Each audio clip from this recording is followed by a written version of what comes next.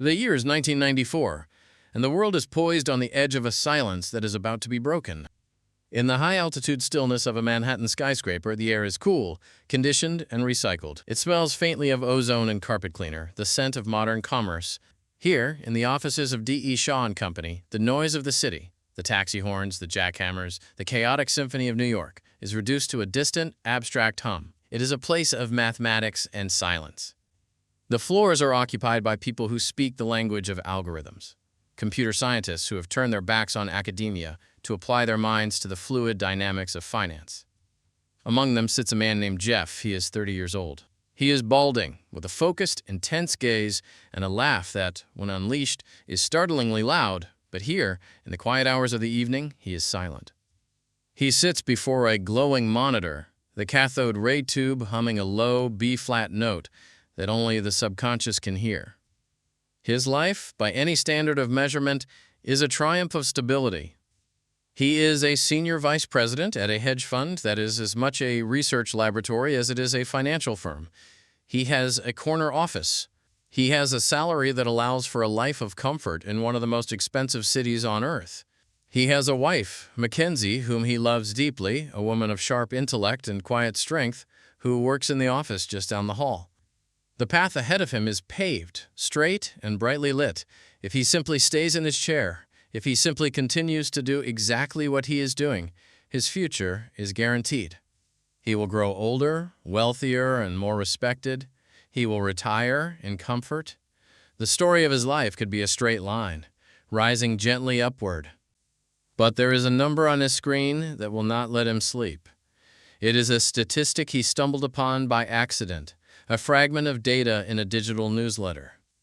It is a number that seems impossible, a glitch in the reality of the market.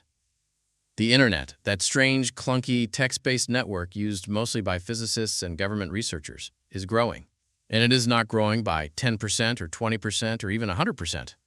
It is growing by 2,300% a year. Jeff sits back in his ergonomic chair and stares at the cursor blinking on the dark screen. The number defies the physics of business. In the human experience, things do not grow at that speed. Bacteria in a petri dish grow that fast. Explosions expand that fast. But technologies, markets, and human habits usually move at the glacial pace of evolution. A growth rate of 200–300% suggests that something is not just changing, it is detonating. He looks out the window at the skyline of New York City. The lights of the buildings are like stars in a grid, a testament to a century of industrial power. Steel, concrete, electricity. But in his mind, he sees something else. He sees a web of information spreading like a nervous system across the globe, invisible but inevitable. He realizes, with a cold clarity that settles in his stomach, that he is standing on a beach, watching the water recede, knowing that a tsunami is building on the horizon. Most people are still looking at the sand, but he is looking at the wave. The friction begins here. It is not a friction of external forces. No one is firing him, no one is threatening him. It is the friction of the soul. It is the quiet, gnawing, terrifying thought that the safe path is the dangerous one. For days, the idea haunts him. It follows him into the elevator. It sits with him during lunch. It lies next to him in bed while the city breathes outside. He begins to formulate a vision, hazy at first, like a shape in the fog.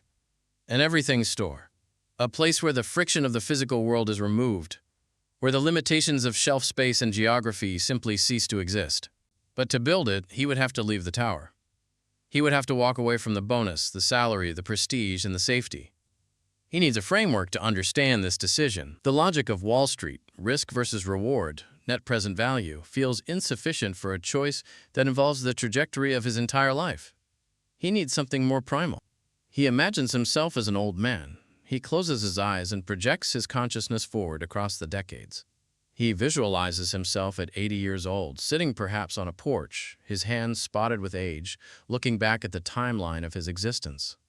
In that quiet, imaginary twilight, he asks himself, what will I regret? Will the 80-year-old Jeff regret leaving a stable job on Wall Street in the middle of 1994?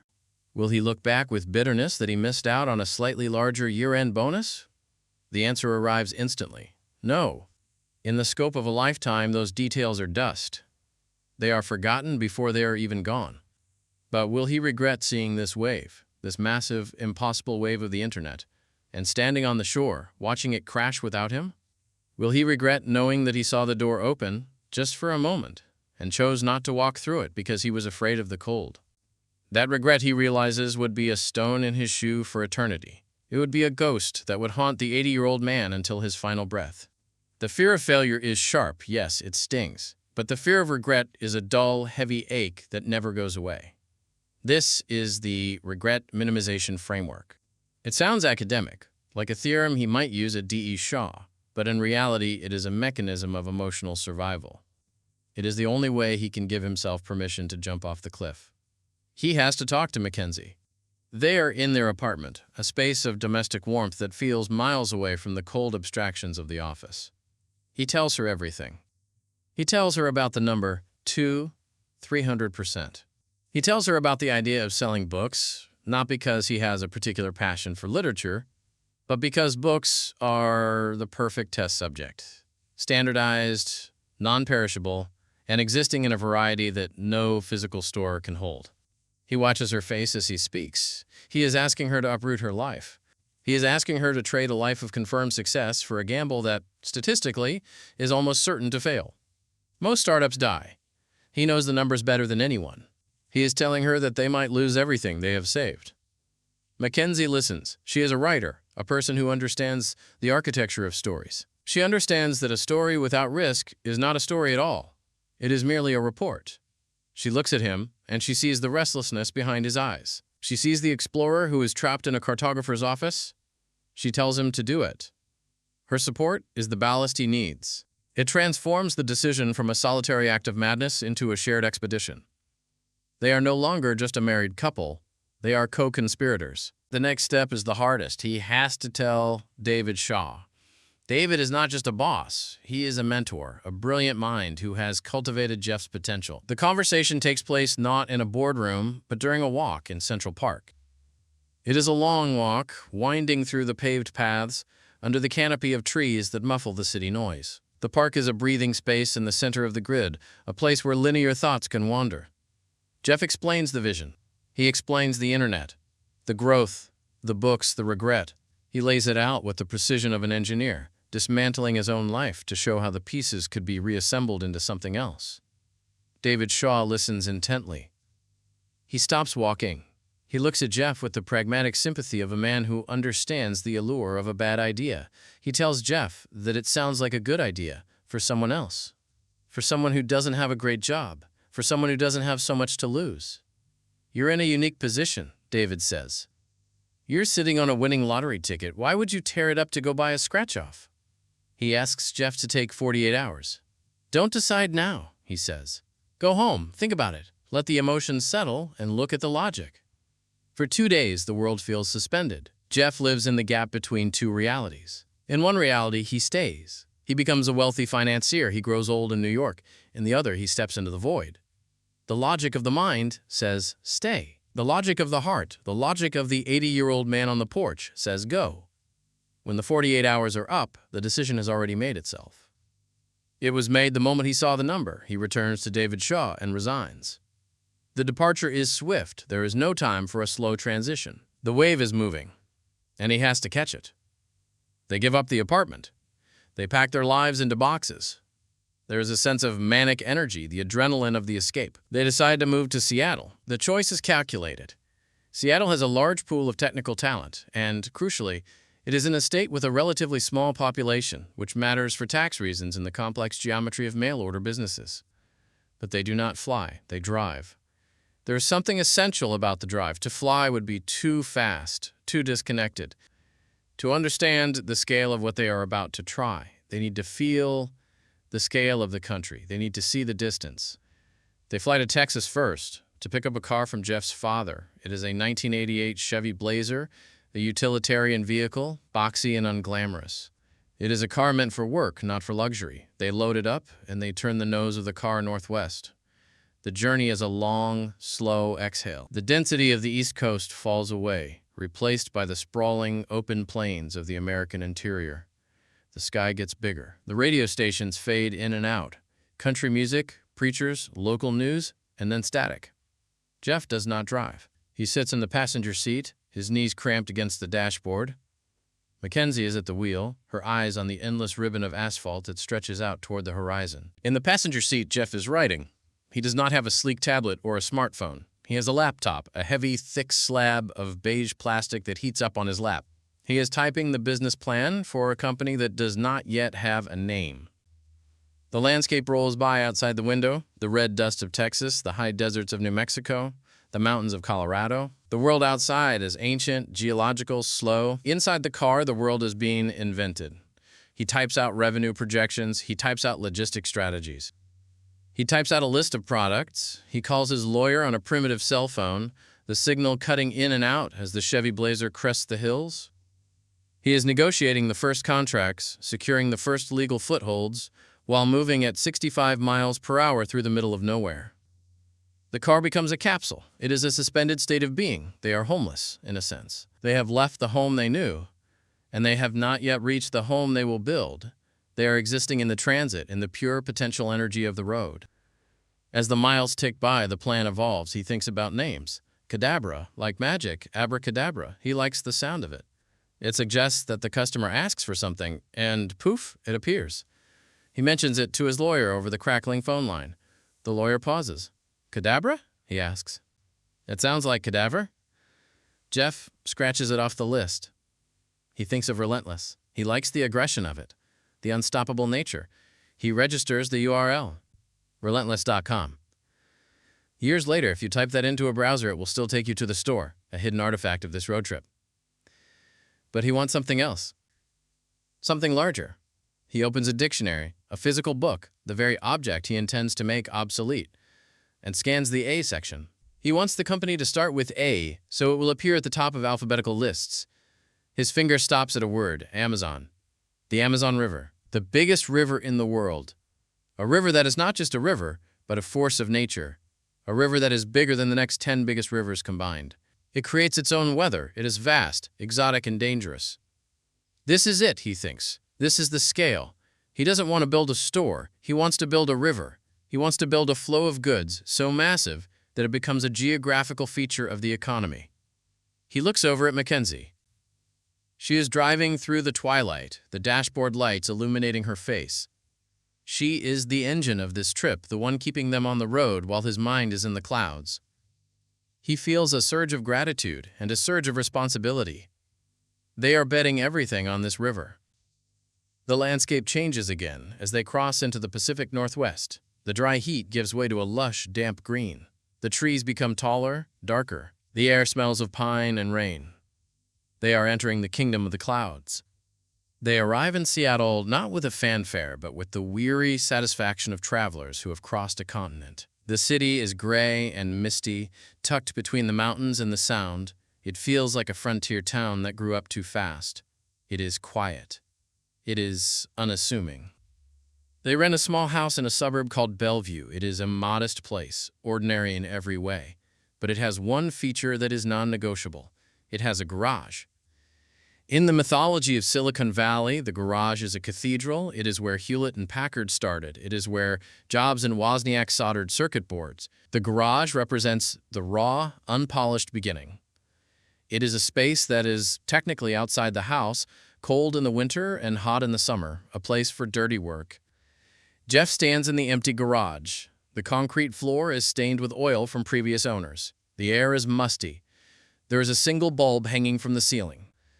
He looks around at the bare studs of the walls. He is tired. His back aches from the days in the car. He has no inventory. He has no customers. He has no software. He has a bank account that is now draining in reverse with no income to refill it. He takes a deep breath, inhaling the smell of dust and damp wood.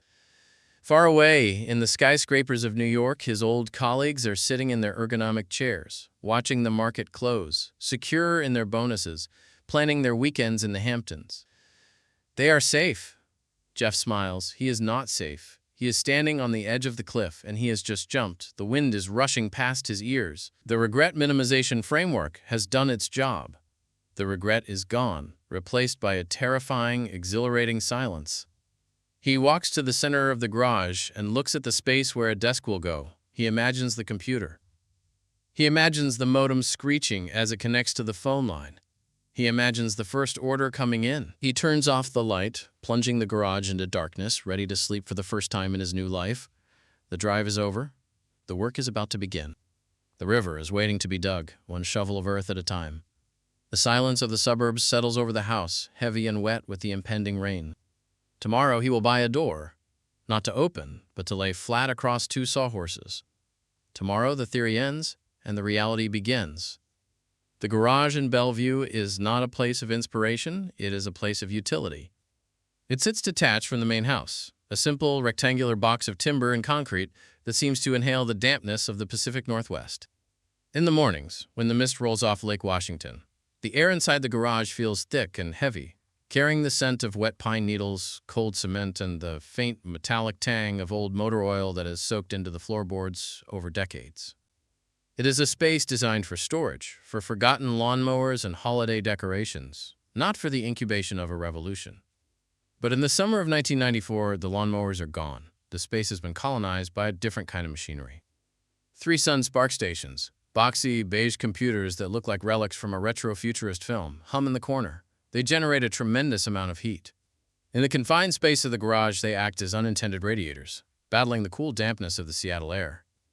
Extension cords snake across the floor like orange vines, tangling around chair legs and disappearing into the walls, seeking out the limited power outlets. The electrical grid of the suburban house was designed for toasters and televisions, not for the continuous, thirsty draw of enterprise-grade servers. Occasionally, the lights flicker, a subtle reminder that the infrastructure is being pushed to its limit. Jeff stands in the center of this room, surveying his kingdom. It is July. The move is complete. The resignation from D.E. Shaw is a signed paper in a file somewhere in New York. The road trip is a memory. Now there is only the physical reality of the startup. The first problem is not software. It is not logistics. It is gravity. They need places to put the computers. They need surfaces to work on. They have very little money. The capital Jeff has raised, mostly from his parents, who invested out of love rather than comprehension, must be guarded fiercely. Every dollar spent on comfort is a dollar not spent on the customer. So, Jeff gets in the Chevy Blazer and drives to Home Depot. He walks the aisles of the warehouse store, surrounded by the smell of sawdust and cut lumber. He ignores the office furniture section, with its polished laminates and ergonomic curves. Those desks are hundreds of dollars. Instead, he walks to the aisle that sells doors. He looks at them, solid core wooden doors, plain, unvarnished, heavy slabs of wood. They are cheap, they are flat, they are sturdy. He buys a stack of them. Then, he walks to the lumber aisle and buys 4x4 wooden posts, thick beams usually used for fence posts or deck supports. He buys a box of metal angle brackets and a handful of screws. Back in the garage, the construction begins. There is no sleek assembly line here. There is just Jeff, on his hands and knees on the cold concrete, wielding a power drill. The sound of the drill whining against the wood echoes through the quiet neighborhood. He cuts the 4x4s to hip height. He positions the brackets. He screws the legs into the heavy wooden doors. The result is ugly. It is primitive. The surface is rough to the touch. The corners are sharp enough to bruise a hip. If you lean too hard on one side, the desk might wobble.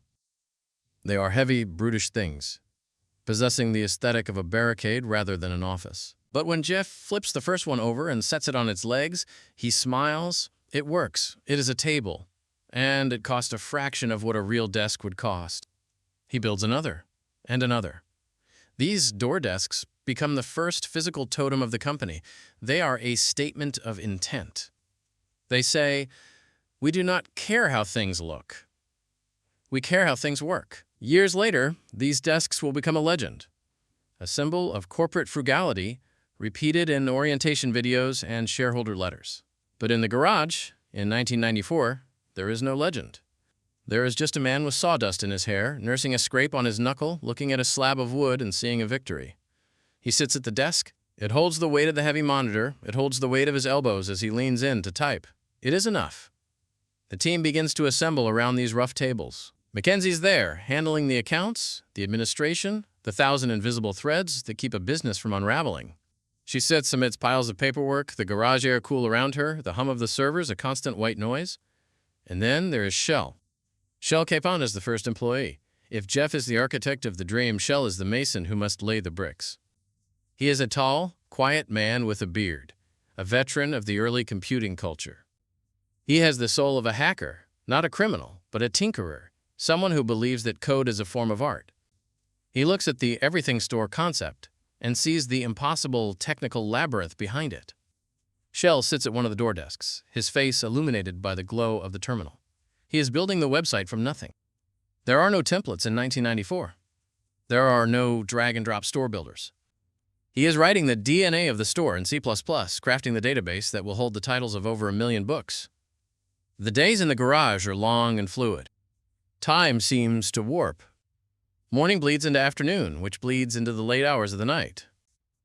The garage door is usually open to let in the breeze, and the neighbors, walking their dogs, glance inside at the strange assembly of people and wires. They see a group of adults staring at screens, surrounded by sawdust and empty coffee cups. They have no idea that they are looking at the embryonic stage of a global superpower. They just see a messy garage. Jeff institutes meetings at a nearby Barnes & Noble. The irony is not lost on them. They wander the aisles of the massive bookstore, drinking their coffee, looking at the physical shelves that they intend to replace with digital rows. They study the customers. They watch how people browse. They see the limitations, the books that are out of stock, the books that are hard to find, the sheer friction of the physical world. "We can do this better," Jeff says, his voice low. "We can have everything." Back in the garage, the code is finally ready. It is ugly by modern standards. The background is gray. The text is Times New Roman. The hyperlinks are bright blue. There are no high-resolution images. But it functions. You can search for a book. You can put it in a basket. You can enter a credit card number. They need a test. They send the link to 300 friends, family members, and former colleagues. It is a soft launch, a whisper before the shout. And they wait. To monitor the activity, Shell writes a simple script. He programs the computer to make a sound whenever an order is placed. He chooses a sound file from the system library, a cheerful ringing bell. Ding. The first time it happens, the sound is electric. Ding. Heads snap up from the monitors. The air in the garage freezes.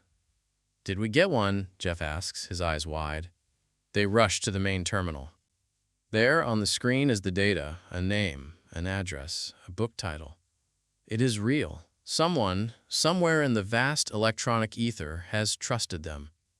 A stranger has typed their credit card number into the void and asked for a book. A cheer goes up in the damp garage. It is a moment of pure, unadulterated joy. They high-five. They laugh. The tension that has been coiling in their chests for months releases for a fleeting second. They are not crazy. The system works. Jeff looks at the order. He wants to know everything about this person. Who are they? Why did they buy this book? He feels a profound connection to this invisible customer. A few hours later, ding! Another cheer. Who is it? What did they buy? Fluid concepts and creative analogies, Shell reads out. A complex book about artificial intelligence by Douglas Hofstadter. Good taste, Jeff notes. For the first few weeks, the bell is the heartbeat of the company. It is a dopamine hit. It rings, and they stop working to celebrate.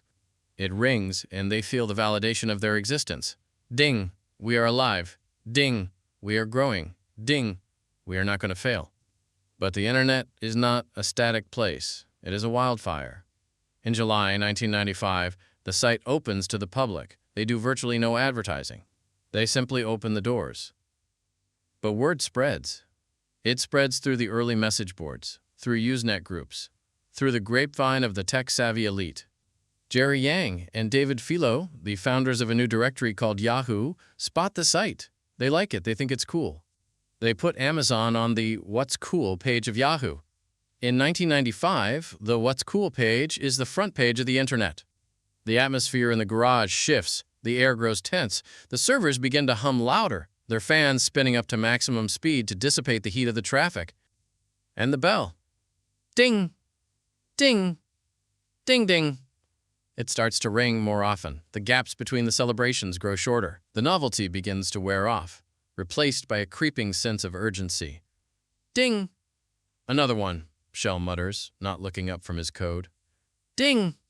Jeff is on the phone with a book wholesaler, trying to explain why a company with no physical store needs an account.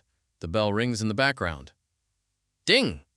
Hold on, he says to the wholesaler. We have activity. The sound changes. It transforms from a sound of victory into a sound of obligation. Every ring is no longer just a sale. It is a task. It is a book that must be ordered. It is a box that must be packed. It is a shipping label that must be printed. It is a customer who is waiting. As the days pass, the rhythm accelerates. The bell becomes erratic, stuttering. Ding, ding, ding, ding, ding, ding, ding, ding, ding. It becomes an intrusion. It interrupts thoughts. It breaks the flow of coding. It pierces the concentration required to manage the chaos. It echoes off the concrete walls of the garage, bouncing around the small space, drilling into their skulls. Jeff sits at his door desk, his hands pressed against his temples. He is trying to draft a strategy document, but the bell is relentless. It is a metronome set to a tempo that is constantly speeding up. He realizes something profound in that noise. The scale is breaking them. The human mind is not designed to process exponential growth. We are designed for linear events. Sunrises, seasons, walking speeds. We celebrate the single event. But when the event multiplies by 1,000, it becomes a flood. The garage, once a sanctuary of quiet work, has become a noisy factory floor. The intimacy of the first sale is gone, drowned out by the volume of the 100th. Finally, Shell stands up. He looks tired. His eyes are red from staring at the CRT monitor. He walks over to the workstation that runs the bell script. The bell is ringing in a chaotic, jagged rhythm. Ding, ding, ding, ding. Shell hovers his hand over the keyboard. He looks at Jeff. Jeff nods, a slow, resigned nod. Shell types a command. He hits enter. The bell stops. The silence that rushes back into the garage is shocking. It is heavy and sudden. The hum of the computer fan seems deafening in the absence of the bell. For a moment, no one moves. They sit in the quiet, listening to the absence of the noise. But they know the truth. The silence is a lie. On the servers, the orders are still pouring in. The database is filling up row after row faster than before. The river is rising. By turning off the sound, they haven't stopped the flow. They have only chosen to stop listening to the splash of every drop. Jeff looks at the silent computer. He realizes that the project is over. The experiment is dead. The bell was the sound of their innocence. Unplugging it is the moment they grew up. Now, the orders are just data. They are a tide that must be managed, not celebrated. He looks down at his hands. They are rough from building the desks. He looks at the door desk itself, sturdy and ugly. He looks at the concrete floor. The garage is getting too small. He can feel the walls pressing in. The virtual store is infinite, but the physical world is stubbornly finite. They are going to need more space. They are going to need more people. And, most terrifying of all, they are going to have to fulfill the promises that the silent bell is making. Every one of those silent orders represents a physical object that is currently sitting in a warehouse somewhere else, hundreds of miles away. They have to get the book. They have to bring it here. They have to touch it, wrap it, and send it out. Jeff stands up. He walks to the door of the garage and looks out at the gray Seattle afternoon. The rain has started again, a soft, misty drizzle that blurs the horizon. We need to pack, he says quietly. The romance of the idea has collided with the reality of the logistics. The brain work is done. The back work is about to begin. The sun begins to set, casting long shadows across the driveway. The light in the garage glows yellow and warm against the blue twilight. Inside, the team returns to work. There is no applause now. There is only the clicking of keyboards, the whirring of fans, and the invisible, crushing weight of a promise kept to thousands of strangers. The bell is silent, but the echo of it hangs in the air, a ghost of the moment before everything changed. The dream of the internet is weightless. It is composed of light, electricity, and code, elements that possess no mass, occupy no space, and offer no resistance. In the mind of the user, Amazon.com is a pristine, frictionless void where desires are typed into a box and satisfaction materializes out of thin air. It is a library without walls, a catalog without end, a place of infinite geometric perfection. But in the physical world, the dream has weight. It has sharp corners. It smells of dust, cardboard, and packing tape. The garage in Bellevue, once the command center, has been abandoned. The operation has migrated, not to a gleaming tower of glass and steel, but to a warehouse in the industrial underbelly of Seattle. It is a cavernous, dimly lit space located on First Avenue South, a neighborhood that in the mid-90s is a grim landscape of pawn shops, industrial suppliers, and the kind of bars that do not have windows. The warehouse is a shock to the system. If the garage was a quirky experiment, this place is a dungeon of commerce. The floors are hard, unforgiving concrete, stained with the ghosts of previous tenants. Oil leaks. The lighting is sparse. Rows of fluorescent tubes that hum with a sickly, flickering yellow light, leaving vast corners of the room in shadow. The air is cold and damp, carrying the pervasive scent of wet cardboard and the exhaust of delivery trucks idling in the alley. Here, the elegant code written by Shel Caffin collides violently with the brutal reality of matter. Jeff stands in the center of this cavern, looking at the problem. The problem is books. A single book is a lovely object. It is portable, tactile, and smells of paper and glue. But 10,000 books are a logistical nightmare. They are heavy. They are dense. They are deceptively difficult to move. They arrive in pallets, wrapped in plastic that must be slashed open with box cutters. They come in every conceivable size. Mass-market paperbacks that fit in a pocket. Oversized art books that weigh 5 pounds. Odd-shaped children's books that refuse to stack. The Everything Store promised that it could find any book in existence. The website listed over 1 million titles. But the warehouse can only hold a fraction of that. This creates a frenetic, chaotic dance of inventory. The process is primitive. There are no robots. There are no conveyor belts whirring with automation. There is no predictive AI orchestrating the flow of goods. There is only a small group of exhausted human beings. When an order comes in, no longer announced by a bell, but simply appearing as a line item on a dot matrix printout, the race begins. The team has to find the book. Sometimes they have it in stock, sitting on a metal shelf that they bought used from a liquidator. More often, they do not. They have to order it from a distributor. When the distributor's truck arrives, backing up to the loading dock with a pneumatic hiss, the chaos intensifies. Boxes are ripped open, books are spilled out onto the floor. "Where does this go?" someone shouts, holding up a copy of a gardening encyclopedia. "Just put it in the G section," comes the reply from somewhere behind a wall of boxes. But there is no G section. The shelves are disorganized, a jumble of fiction, computer science, and cookbooks. They are using a method called random stow, a system born of necessity rather than strategy. You put the book wherever there is empty space, and you pray you can find it again. The physical toll of this work is immediate and brutal. The most valuable tool in the company is not the computer server, it is the box cutter. The sound of the warehouse is the rip of tape being pulled from a dispenser and the swoosh thud of a book being dropped into a box. There are no packing tables.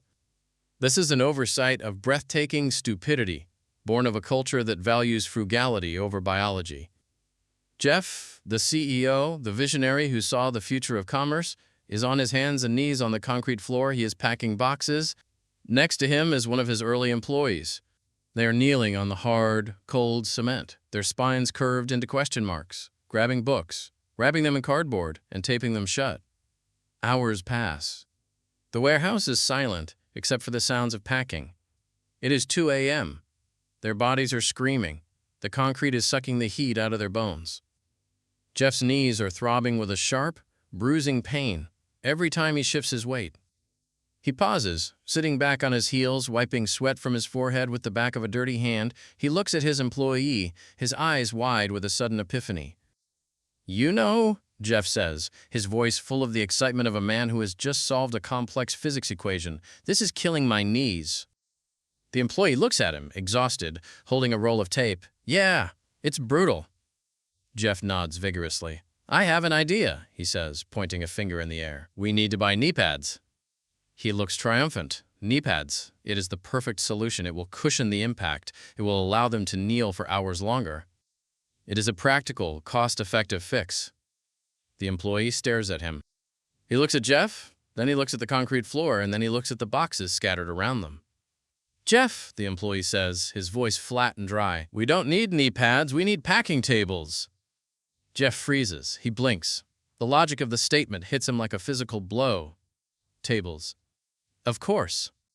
If they had tables, they could stand up. They wouldn't have to kneel at all. It is a moment of profound humility.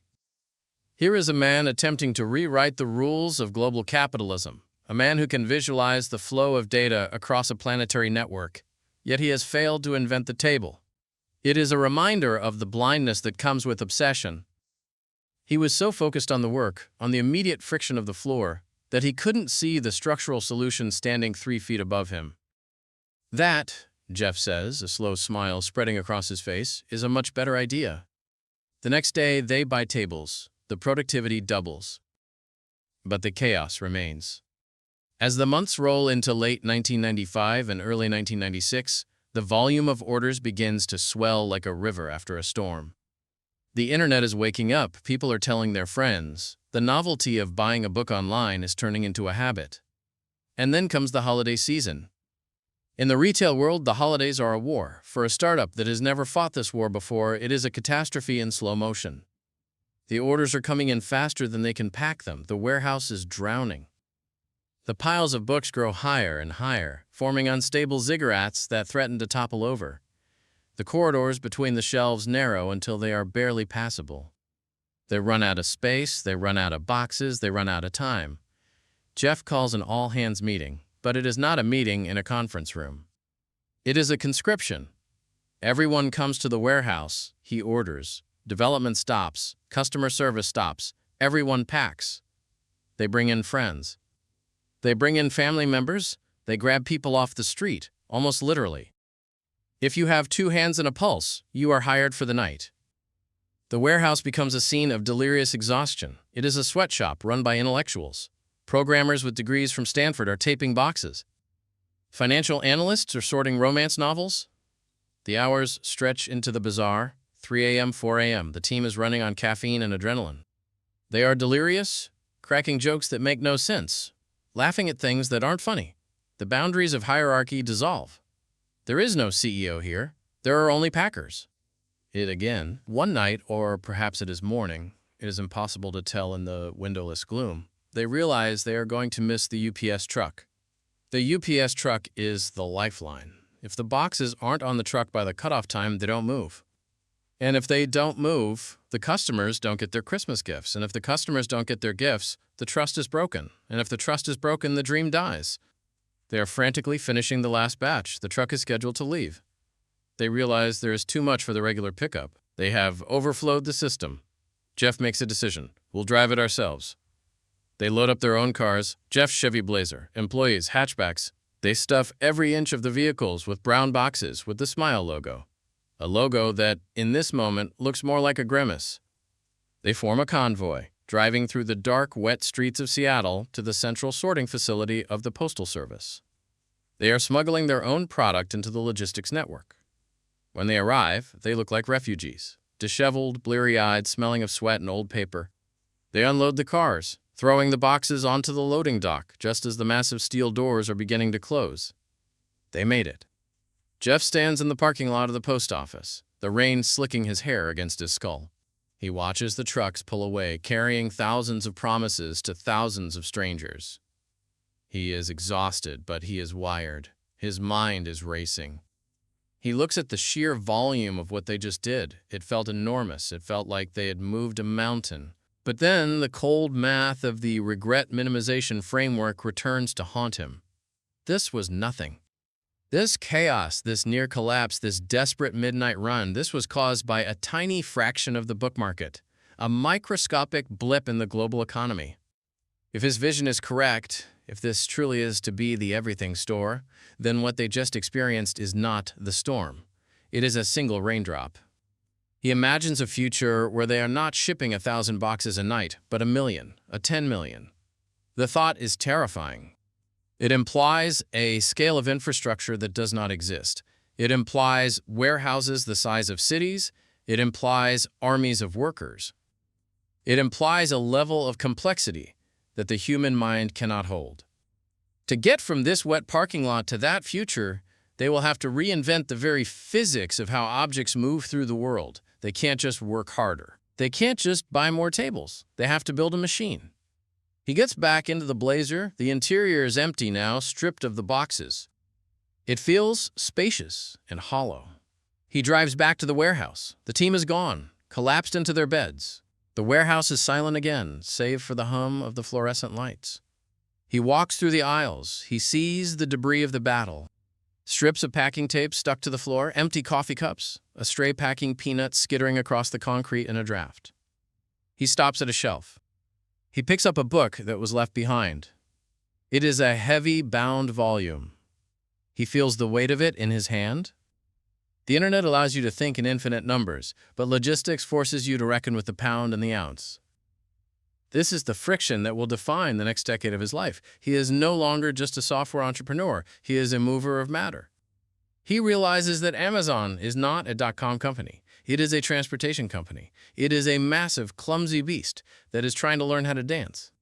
He puts the book back on the shelf. It is not straight. He adjusts it, aligning the spine with the edge of the metal, a tiny act of order in a universe of entropy. He turns off the lights in the section, plunging the rows of books into darkness. But he knows, with a certainty that settles deep in his gut, that the darkness is temporary. The sun is coming up. The orders are queuing on the servers. The printers are warming up. The library is open, and it is hungry. The impossible scale is waiting for him, and it will demand everything he has. He walks toward the exit, his footsteps echoing in the vast, empty space, ready to do it all again. By 1996, the secret is out. The silence of the garage and the anonymity of the warehouse are gone. Amazon is no longer a rumor whispered among computer scientists. It is a headline. And headlines attract predators. The predator in question is not a digital entity. It is a creature of brick, mortar, and deep pile carpet. It is Barnes & Noble. To understand the fear that permeated the hallways of Amazon in the mid-90s, one must understand the sheer monolithic scale of Barnes & Noble. They were the, quote, category killer. They were the kings of the book trade. They had built a physical empire that spanned the continent. Superstores that were not just shops, but cultural centers. They had mahogany shelves, Starbucks coffee, comfortable chairs, and an inventory that dwarfed independent bookstores. They had crushed the small mom-and-pop shops with the ruthless efficiency of a steamroller. Amazon, by comparison, was a gnat, a pest, a small, annoying, buzzing sound in the ear of a giant. For years, the executives at Barnes & Noble had dismissed the internet. To them, shopping was a sensory experience. It was about the smell of the paper, the weight of the book, the serendipity of wandering the aisles. Who, they reasoned, would want to buy a book from a cold, glowing screen? It was a novelty for hermits and computer nerds. But the gnat kept biting. The moment the giant wakes up is specific. It is a shift in the atmosphere, a sudden drop in pressure.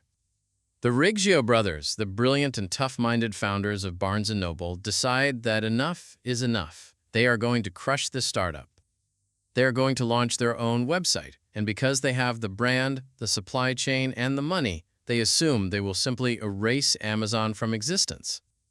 The narrative on Wall Street is brutal and swift. They coin a phrase for it, Amazon.toast. The logic is sound. Why would anyone buy from a startup in Seattle when they can buy from the brand they trust? It is the same logic that says a local burger stand cannot survive next to a McDonald's. Inside Amazon, the mood is not panic. It is something sharper. It is the hyper-alertness of a prey animal that smells the wolf. Jeff calls a meeting. He does not stand on a stage. He stands among his team, his eyes intense, his energy vibrating. He knows what they are reading. He knows they are worried about their stock options, about their jobs, about the crushing weight of the competitor coming to kill them. Profound fear, he tells them. I want you to wake up every morning terrified. The room is silent. But, he continues, his voice steady, don't be afraid of our competitors. Be afraid of our customers. It is a psychological pivot, a jujitsu move. He tells them that Barnes & Noble cannot kill them. Only the customer can kill them. If they lose the customer's trust, they die. If they keep the customer, they live. It is a mantra of extreme isolationism. Ignore the shark swimming outside the window. Focus on the boat. But Jeff is not just defending. He is preparing to attack. He realizes that the only way to survive a giant is to become a giant. They cannot stay small and scrappy. They have to grow. They have to grow so fast that they become too big to swallow. This is the birth of the get big fast strategy. It is not a business plan. It is a survival instinct. It is the logic of a cancer cell or a forest fire. Consume territory. Occupy space. Do not worry about efficiency. Do not worry about profit, worry about size. It is a strategy that requires fuel, immense amounts of fuel. To get big fast, they need to hire hundreds of engineers. They need to build massive distribution centers that dwarf the Seattle warehouse. They need to advertise. They need to buy expensive servers. They're bleeding money. And to keep bleeding, they need a transfusion. They need to go public. The decision to launch an IPO, initial public offering, in 1997 is not an act of triumph. It is an act of necessity. They are burning the furniture to keep the house warm. They need the capital from the public markets to build the fortress before Barnes & Noble arrives at the gates. The roadshow begins. A roadshow is a grueling ritual where executives travel from city to city, sitting in boardrooms with investment bankers and fund managers, pitching their company. It is a theater of high finance. Jeff and his CFO, Joy Covey, board the planes. They are an odd couple. Jeff is manic, laughing his booming laugh, talking about the internet as a transformative, historical event. Joy is the anchor, sharp, precise, translating his visions into the cold language of spreadsheets. They land in New York, Boston, San Francisco. They walk into conference rooms lined with oak paneling, facing men in expensive suits who look at them with skepticism. The questions are hostile. "You're a bookstore," one investor says, leaning back, arms crossed. "Barnes & Noble is a bookstore? They have 1,000 stores. You have 0. Why do you exist?" Jeff tries to explain the long tail, the idea that Amazon can stock the millions of books that Barnes & Noble can't fit on their shelves. He tries to explain the data, the personalization, the efficiency of not having physical rent. The investors stare at him. They look at his P&L statement. It shows a loss, a big loss. "When will you be profitable?" they ask. "Not for a long time," Jeff answers honestly. The room goes cold. In 1997, companies are supposed to make money. The idea of losing money on purpose, of reinvesting every single dime back into growth, is alien. It sounds like a scam. It sounds like a Ponzi scheme. "You're going to get crushed," they say, Amazon.toast. The rejection is visceral. They are laughed out of rooms. They are told they are naive. They are told to go home. But Jeff does not go home. He flies to the next city. He repeats the pitch. He draws the flywheels on the whiteboards. He evangelizes the religion of the long term. He is looking for the true believers, the investors who can see past the red ink and see the horizon. He finds enough of them, just enough. May 15th, 1997, the day of the IPO. The stock is priced at $18 a share. It is a modest number. It reflects the uncertainty of the market. They are raising $54 million. In the grand scheme of corporate finance, it is a pittance. But for Amazon, it is oxygen. Jeff stands in the offices in Seattle. He watches the ticker. The symbol AMZN appears on the screens of the NASDAQ. The trading begins. The stock doesn't crash, it wobbles. And then it climbs. It goes to $20. It goes to $24. It closes the day at $23.50. They have survived the launch. They have the money. But there is no champagne popping. The feeling in the office is not jubilation. It is vertigo. They are now a public company. They are owned by strangers. Every quarter, they will have to report their numbers to the world. Every mistake will be magnified. And the shark is finally making its move. Just days before the IPO, Barnes & Noble files a lawsuit. They sue Amazon for using the tagline, "Earth's biggest bookstore." It's false advertising, Barnes & Noble claims. They aren't a bookstore. They are a book broker. It is a petty move, a legal slap in the face designed to rattle the startup during its most vulnerable moment. But it backfires. Jeff reads the lawsuit and smiles. He realizes that Barnes & Noble has just made a fatal error. By suing them, they have acknowledged them. They have told the world that Amazon matters. They have elevated the net to the level of a rival. They just gave us millions of dollars in free advertising, Jeff says. But the real threat isn't the lawsuit. It is the launch of barnesandnoble.com. The site goes live. It is sleek.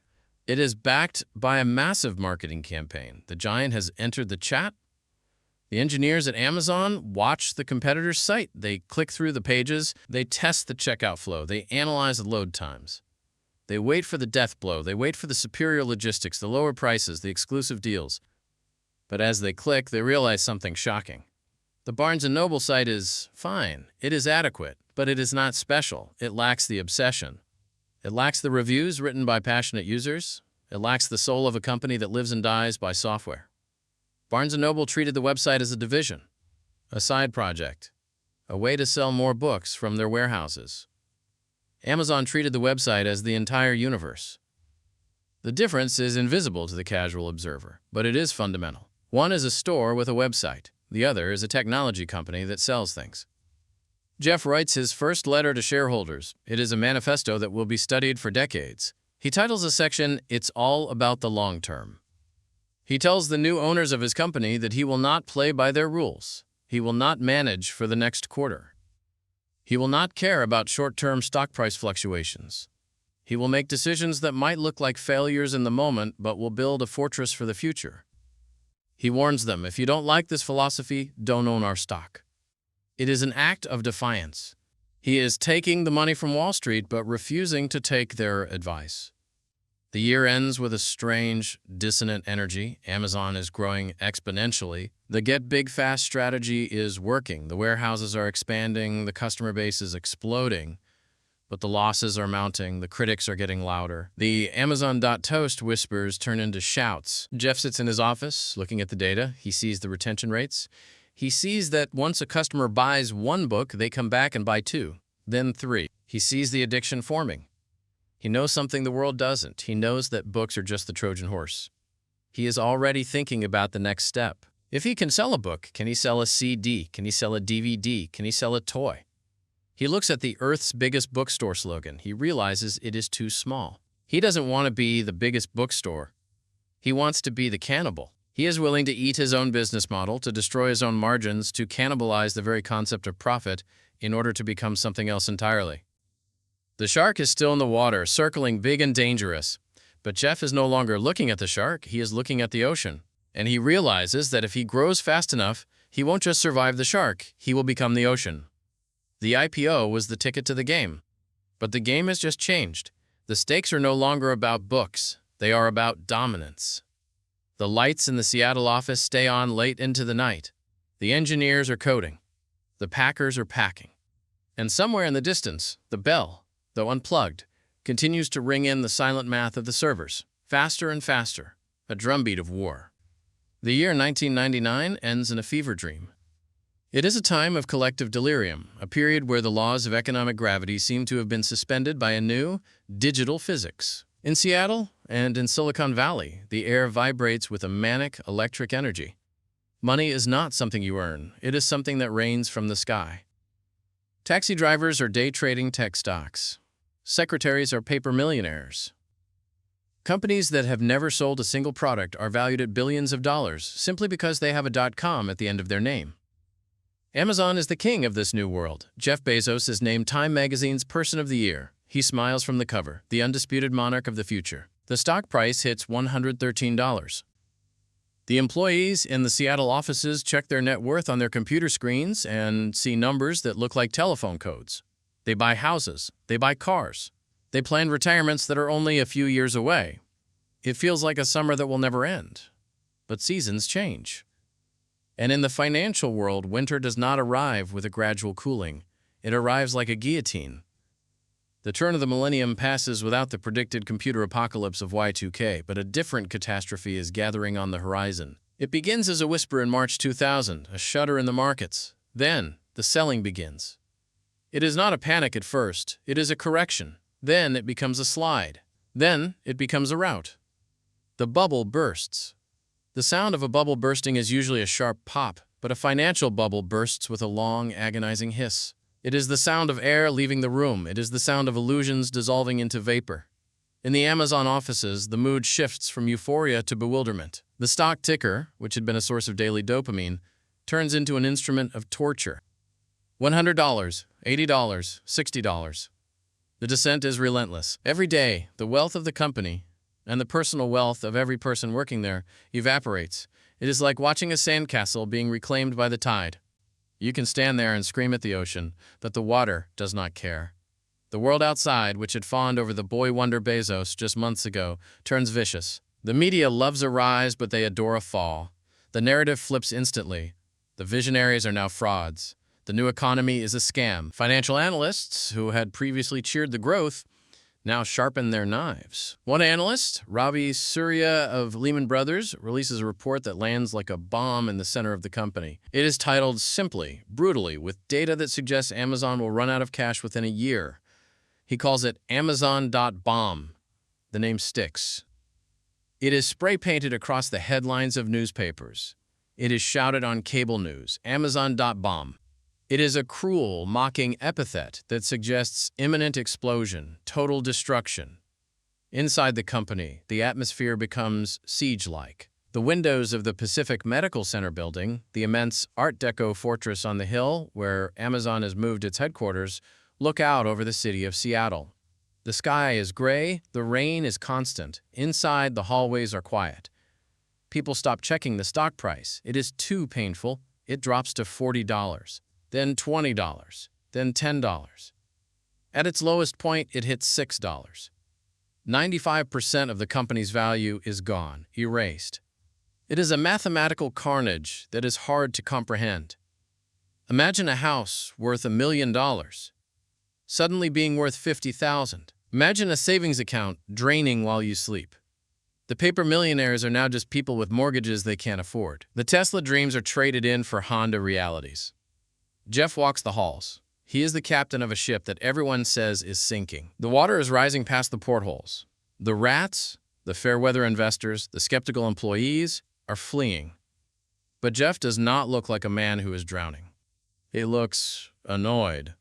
He calls a town hall meeting. The cafeteria is packed. The faces looking up at him are anxious, tired, and scared. They are waiting for him to tell them it's over. They are waiting for the apology. He stands on the stage. He does not apologize. "I have a request," he says, his voice cutting through the murmur of the crowd. "I want you to look at the stock price. Look at it closely." He pauses. The room is silent. And then he says, "I want you to realize that the stock is not the company, and the company is not the stock." He paces the stage. "When the stock was $100, we were not that smart, and now that the stock is $6, we are not that stupid." He points to the invisible future. "The metrics that matter are not on the ticker. Are we shipping on time? Yes. Are customers coming back? Yes. Are we lowering our costs? Yes. The business is healthier than it has ever been. The stock market is a voting machine in the short term, but it is a weighing machine in the long term. We are building a heavy company." It is a speech of stoic defiance. He is asking them to ignore the weather and focus on the farming. He is asking them to dissociate their self-worth from the judgment of the world. But speeches cannot pay the bills. The reality of the crash forces a darkness into the company that no amount of optimism can light. They are burning cash. The get big fast strategy has worked, but it has left them bloated. They have hired too many people. They have built too much capacity for a world that has suddenly stopped shopping. Jeff retires to a conference room with his senior leadership. The door is closed. The mood is somber. They look at the spreadsheets. The numbers are red. They have to cut. Layoffs are a trauma for any company. But for a startup that thought it was a family, it is an amputation. They have to let go of 15% of the workforce. 1,300 people. The day the layoffs are announced, the office feels like a funeral home. These are not nameless workers. These are the people who packed boxes at 3 a.m. during the Christmas rushes. These are the people who built the door desks. These are the believers who drank the Kool-Aid and moved their lives to Seattle. Managers have to call their friends into glass-walled rooms and read from scripts. There are tears. There is anger. Boxes are packed, not with books for customers, but with personal belongings. Framed photos, coffee mugs, stress balls. The empty desks left behind are like missing teeth. The office is quieter. The hum of activity is replaced by a heavy, guilty silence. The survivors look at each other, wondering if they are next, wondering if sticking around is an act of loyalty or an act of stupidity. Outside, the carnage continues. The other .coms are dying. Pets.com, a company Amazon had invested in, collapses.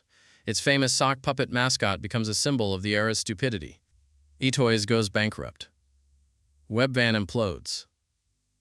The landscape of the internet is littered with the corpses of companies that ran out of money. Amazon is the last soldier standing on a battlefield where everyone else has been mowed down.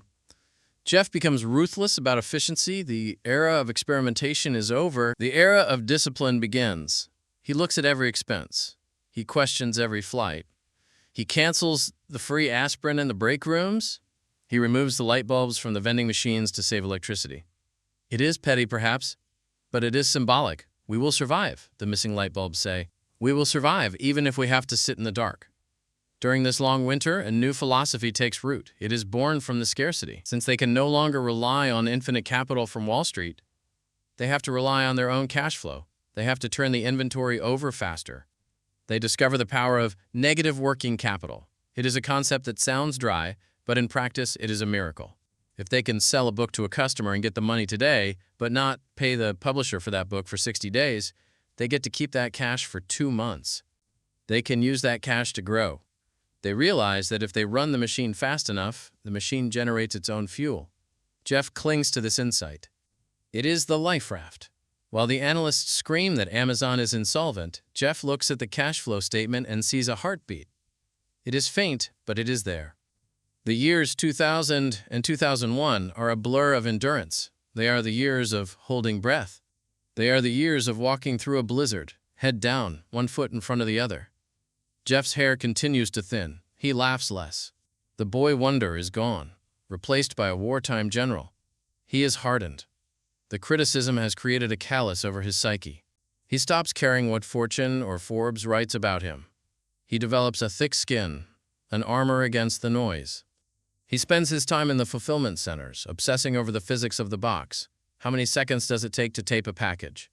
How many steps does a picker take to find a book? He turns the company inward, focusing on the microscopic details of execution. If the world thinks they are a joke, they will be the most efficient joke on the planet.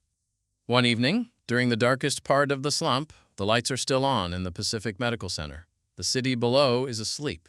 The rain is lashing against the Art Deco windows. Jeff sits in his office. On his desk is a skeleton of a cave bear. It is a strange object, a prehistoric relic. He bought it at an auction. It stands there, a reminder of extinction, a reminder that big, powerful things can disappear if they do not adapt. He looks at the bear. He looks at the falling stock price. He picks up a document. It is a plan for a new initiative, a way to let other sellers, competitors even, sell their products on Amazon's website. It seems insane. Why would they let other people use their store?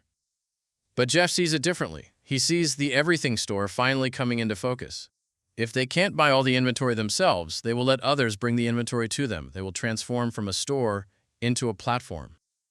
It is a bet on openness. It is a bet that if they build a better marketplace, the world will come. He signs the document.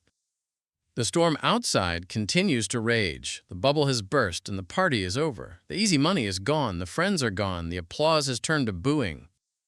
But inside the fortress, the lights stay on, the servers hum. The few remaining employees, the true believers, the ones who weathered the layoff and the crash, keep working. They are no longer working for the stock price. They are working for survival. They are working to prove the world wrong. And slowly, imperceptibly, the winter begins to thaw. Not on Wall Street. They will hate Amazon for years to come, but in the homes of customers. The boxes keep arriving. The service gets better. The prices get lower. The company has nearly died. It has stared into the abyss of bankruptcy. It has felt the cold breath of the market on its neck. But it didn't blink. Jeff turns off the light in his office, leaving the cave bear in the dark. He walks out into the rainy Seattle night. He gets into his Honda Accord, a modest car for a man who was once a billionaire, and drives home. He is not dead. Amazon is not dead. And as long as they are not dead, they are dangerous. The bubble is gone. What remains is something harder, sharper, and infinitely more real. The foundation has been poured in the freezing cold, and now it is time to build the cathedral. The years following the crash are not years of silence. They are years of noise. If the headquarters in Seattle is the brain of the organism, cool, detached, calculating, the fulfillment centers are the body. And by the mid-2000s, the body is in pain. We leave the gray, rain-streaked windows of the Pacific Medical Center and travel to the flat, industrial landscapes of Kansas, Kentucky, and Delaware. Here, in the middle of nowhere, Amazon has built its cathedrals of commerce. These are not the dark, leaking basements of the early days. These are massive structures, boxes of steel and concrete that stretch for dozens of football fields. so large that the curvature of the earth seems to hide the back corners. Inside, the atmosphere is a wall of sound. It is a mechanical symphony of conveyance.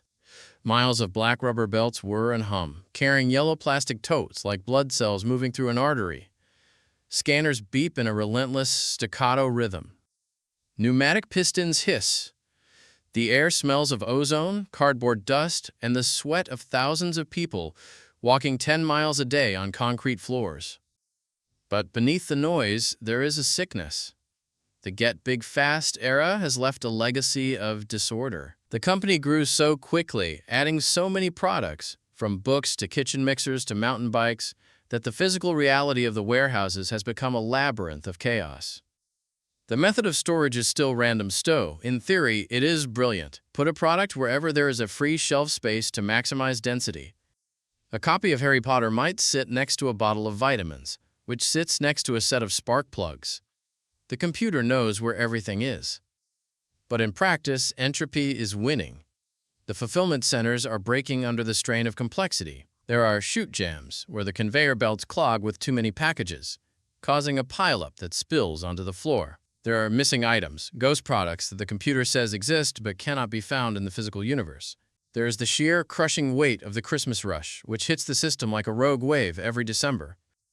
We focus on the perspective of an operations manager standing on a catwalk overlooking the floor of a fulfillment center in Coffeyville, Kansas. It is December, the peak season. Below him, the floor is a sea of activity, but it is not a coordinated dance. It is a brawl. The conveyor belts are stopped. A red light is flashing, spinning lazily in the dusty air. A jam. Workers are scrambling to clear the blockage. Boxes are piled high on pallets, waiting to be processed. The trucks are lined up at the bay doors, their engines idling, waiting for cargo that isn't ready. The manager looks at his watch. Every minute the belt is stopped, thousands of orders are missing their deadline. He feels the knot in his stomach, the specific nausea of logistics failure. He knows that in Seattle, the metrics are turning red on a dashboard. He knows that angry emails are already being typed. This is the dirty secret of the everything store. The website is perfect, pristine, and instant. But the back end is held together by duct tape, heroism, and brute force. They are throwing bodies at the problem, hiring temporary workers by the thousands, trying to outrun the inefficiencies with sheer human muscle. It is unsustainable. The math doesn't work. The more they sell, the more money they lose on shipping and handling. The complexity is compounding faster than the revenue. Into this chaos walks a new kind of energy. Jeff Bezos realizes that the poets can no longer run the warehouses. In the early days, the company hired smart generalists, people with liberal arts degrees and a can-do attitude. They were creative, but they were not systematic. He needs engineers. He needs scientists of the physical world. He hires Jeff Wilke. Wilke is a man cut from a different cloth. He comes from the world of manufacturing, from Allied Signal, from the school of Six Sigma and Toyota. He speaks the language of variance, defects per million, and root cause analysis. He is not a romantic. He is a mechanic of organizations. Wilke walks into the fulfillment centers and sees the mess. He doesn't see hustle, he sees waste. He sees a system that relies on heroes to save the day, and he knows that any system relying on heroism is doomed to fail. Heroes eventually get tired, he thinks. He begins a cultural revolution that is as violent as it is quiet. He declares that the fulfillment centers are not just warehouses, they are factories. And like factories, they must be governed by the laws of mathematics. He introduces the andon cord. It is a concept borrowed from Toyota. In a Toyota factory, any worker who sees a defect on the assembly line has the power and the duty to pull a cord that stops the entire line. It is a radical empowerment. It prioritizes quality over speed. At Amazon, the idea is met with horror. You want to let anyone stop the line? The managers ask. Do you know how much money we lose if the belt stops? Wilke is adamant. If we don't stop the line to fix the problem, he argues, we will never fix the problem. We will just keep shipping defects. The cords are installed. The culture clashes. The poets chafe under the new discipline. They feel the romance of the chaotic startup dying, replaced by the cold precision of industrial engineering. Some leave. Some are pushed out. But the chaos begins to recede. The jams happen less often, the missing items are found, The boxes move faster, the cost per unit begins to drop. The machine is being tuned. Wilke calls themselves the operations of the future. They begin to write their own software to manage the floor, algorithms that tell a picker exactly which path to walk to minimize footsteps. They turn the human workers into directed components of a massive, intelligent computer. It is grueling work. It is relentless. But it creates a foundation of reliability. And it is on this foundation, this newly hardened concrete, that Jeff Bezos decides to build a skyscraper that looks like it should defy gravity. The year is 2004. The warehouses are finally working. The company is profitable. The crisis of the crash is over. But Bezos is not satisfied. He is looking at the customer data, and he sees a friction that no amount of warehouse tuning can fix. He sees the pain of shipping costs. He knows that customers hate paying for shipping. It is a psychological barrier.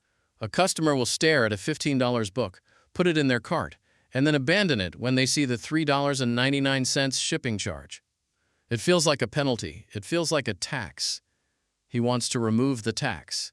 He convenes a meeting. It is a small group. The atmosphere is conspiratorial. He proposes an idea that sounds, on the face of it, like financial suicide. I want to create a membership program, he says. The customer pays a flat fee once a year, and in exchange they get free 2-day shipping on everything, unlimited. The room goes quiet. The finance team looks at him with horror. 2-day shipping? One executive asks. That's expedited shipping. That costs us a fortune. We usually ship things ground, which takes 5 days. If we ship everything by air. He trails off. He does the mental math. It is a disaster. If the heavy users sign up, the finance guy continues, the people who buy 10, 20 times a year, the shipping costs will bankrupt us. We'll be subsidizing every package. The more they buy, the more we lose. It is the classic all-you-can-eat buffet problem. If only the gluttons show up, the restaurant goes out of business. Bezos nods. He understands the math. But he is looking at a different equation. He is looking at human psychology. We are not looking at the cost of the shipping, he says. We are looking at the cost of the hesitation. He believes that if you take away the pain of shipping, the customer changes. They stop shopping and start consuming. They stop worrying about bundling items to save money. They just buy. They buy the toothpaste. They buy the single book. They buy the gift. They stop looking at other websites. Amazon becomes the default. It's a moat, he says, a psychological moat around the customer. They debate the price. Someone suggests $99. Someone suggests $49. Let's make it $79, Bezos decides. It is a number that feels substantial enough to cover some costs, but low enough to be an impulse buy. The project is codenamed Futurama. It is built in secret. The engineers have to rewire the checkout system. The operations team, Wilke's team, has to figure out how to actually fulfill these promises. 2-day shipping means the box has to leave the warehouse almost immediately. There is no margin for error. The launch is set for February 2005. The tension in the days leading up to the launch is palpable. This is not a software update.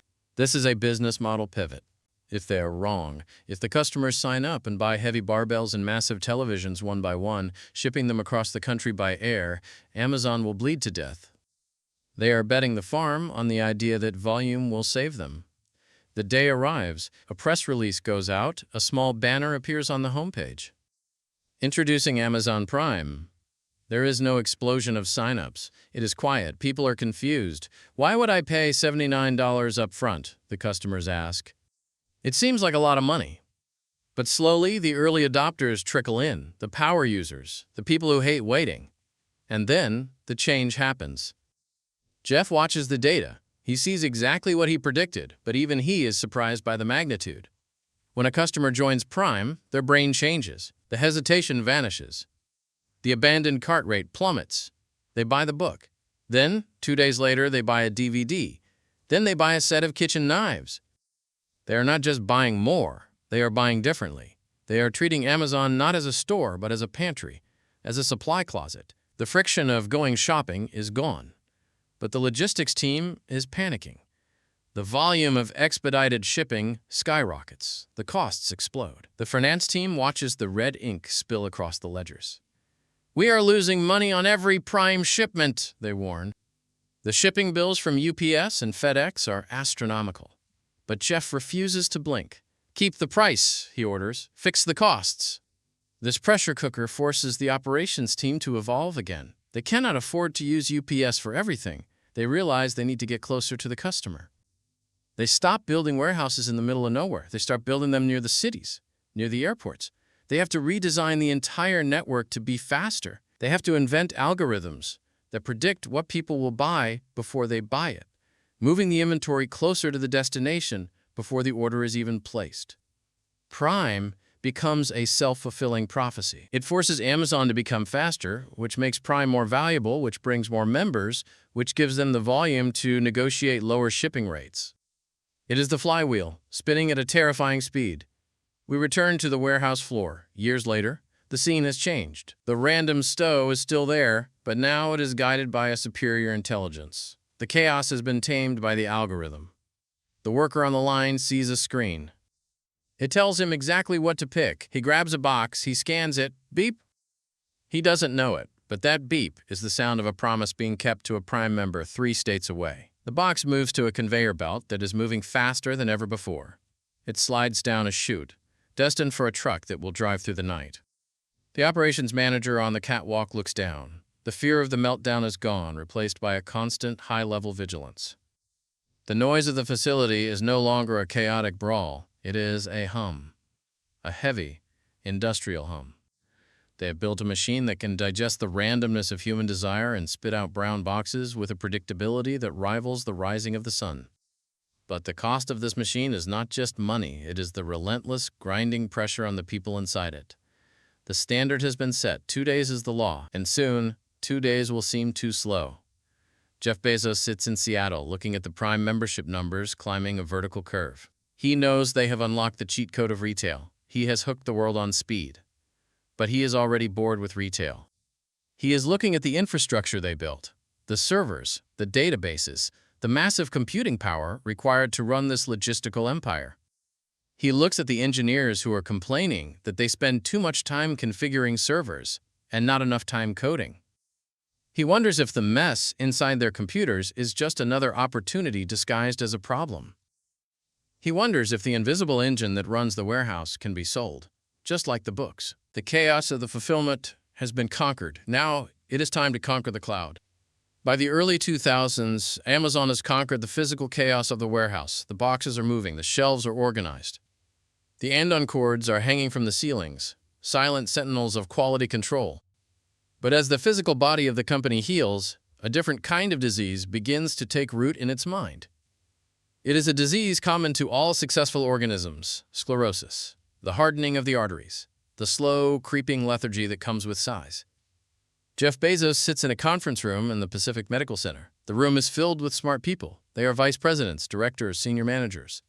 They are well-dressed, articulate, and experienced. They are discussing a new feature for the website. Perhaps something as simple as a new way to display customer reviews. The meeting has been going on for an hour. There are PowerPoint slides, there are bullet points, there is a lot of nodding, people are being polite. They are building consensus. They are saying things like, let's circle back on that, and we need to align with the database team. Jeff watches them. He listens to the hum of agreement, and he hates it. He realizes that communication is not the solution to their problems. Communication is the problem. In the traditional corporate handbook, communication is a virtue. You are supposed to talk to your colleagues. You are supposed to have meetings. You are supposed to ensure everyone is on the same page. But Jeff looks at the math of communication and he sees a terrifying exponential curve.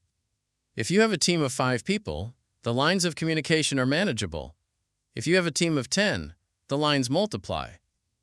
If you have a team of 50, the web of necessary conversations becomes so dense that no actual work can get done. Everyone spends their entire day just talking to everyone else to make sure they aren't breaking anything. The company has become a monolith, not just in its software code, which is a giant tangled ball of spaghetti where pulling one thread vibrates the entire knot, but in its culture. They are moving too slow. The startup energy, the manic, desperate speed of the garage, is being suffocated by the comfort of the boardroom. Jeff knows that if they slow down, they die. In the technology sector, stasis is a death sentence. The day 2 inches that he fears, the day of irrelevance, the day of stasis, is creeping into the room. disguised as a polite meeting about synergy.